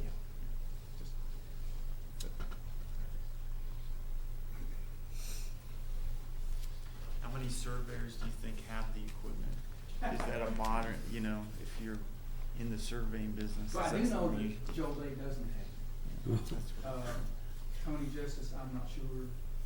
Back when I owned Thoroughbred, I bought it years ago. So they've had it for a long time. Most of the firms in Lexington probably have it. Okay. Well, that is one change, the minors. Minor development plans definitely should. Minor agricultural subdivisions, I'll leave that up to you to decide whether to exempt them, but I think, I think it'd be a good thing to require it. So that's all I have on that. But the next thing on the agenda is we got the guidance from the judge. He needs our budget for fiscal year 15-16 approved in 2 the judge by March 3rd, which is before our next meeting. And for those of you that haven't been involved in the budget process, we're funded jointly by the city and the county. The county does its budget, goes through its budget process and adoption first. They have to get it in, I think, by the end of March. So they need our approved budget for next year to them, so they can include it in their budget, and then they can vote whether to fund us for the amount we're asking for. So typically, we adopt our budget in late February, get it to them, they approve it, approve funding for us, and then we start the city's budgeting process. We submit the same budget to the city, goes through their due diligence or their review, and they either ask for amendments or they adopt it as is. If they adopt it as is, whenever they do that, probably late May, then we come back and we re-adopt it, basically, since both our funding entities have then approved our budget, and then we just re-adopt it. If the city amends it in any way, the county won't pay. They pay 50-50. So if the city cuts our budget, the county's going to come back and cut it as well. So it's kind of strange how we have to go through this process every year, where we have to adopt our budget early before before we even talk to the city about how they want to fund us. But so I guess the bottom line is we need to have a special called meeting to go over our budget. Mary and I have been working on it a little bit this week.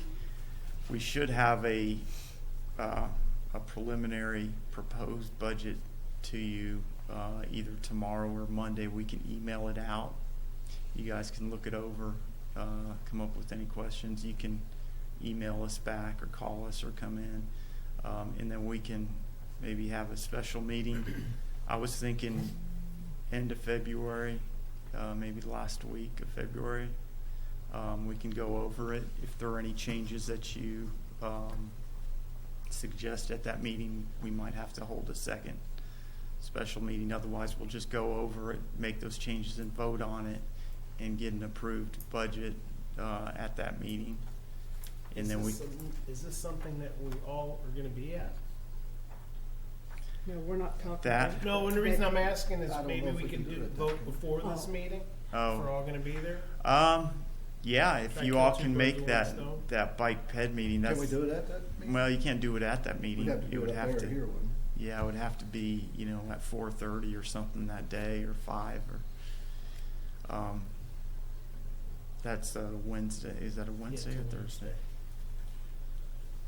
You couldn't do it at the Scott Ag I'm sure we Extension could office ask them if you to announce. just make sure that that space is available a little bit earlier. Yeah, we could. I just don't know how long it'll You take. just have to do you know. public notice, right? Legally to say that we're meeting Yeah. because it's a Yep. special meeting. Yep. We have to advertise and put it in the paper and put a sign on the door saying we're meeting. No, if you don't, I don't know. Is compared to last year's budget, are we looking for an increase? Is it about the same? Are we cutting? I think it'll be about the same. It'll increase probably a little bit.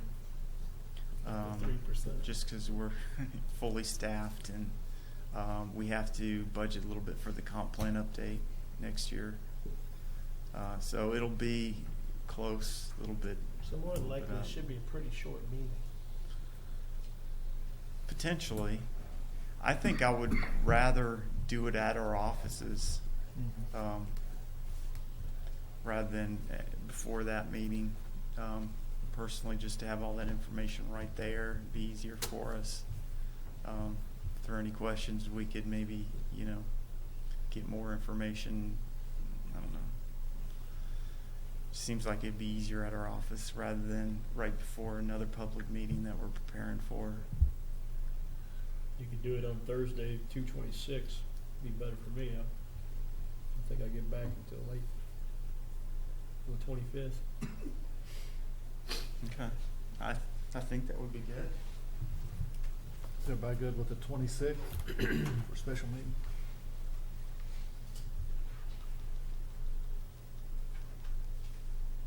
Joe, would you try to do that at 4:30? What day is Thursday. it? Thursday. Would you Yeah, try to do that? 4:30 would be better for us. Yeah. February 26th at 4:30. Would you You'll do? email that to us Jeff, as well, what do you right, to think? remind us, Can you get to that? Okay. right? Yeah. Tough for you sometimes. Yeah, we'll remind you. Virginia, what about you? 5 is fine too. Not that I would forget, John, but, you know, I normally some don't of you go out might. till 5 because I'm. So you still in school then too? Yeah, but my last Monday class was this past, or was this month, so I should be able to make Monday nights in March. So we want to do the Thursday, 26th at 4:30? At the office. yeah. We need a motion on that, Joe? I think we do. Don't we? Yeah, I think we do. Yeah, we need a motion for the special meeting, call a meeting on Thursday, the 26th of February. Just make That'd sure be you my motion. advertise. Smith Yeah.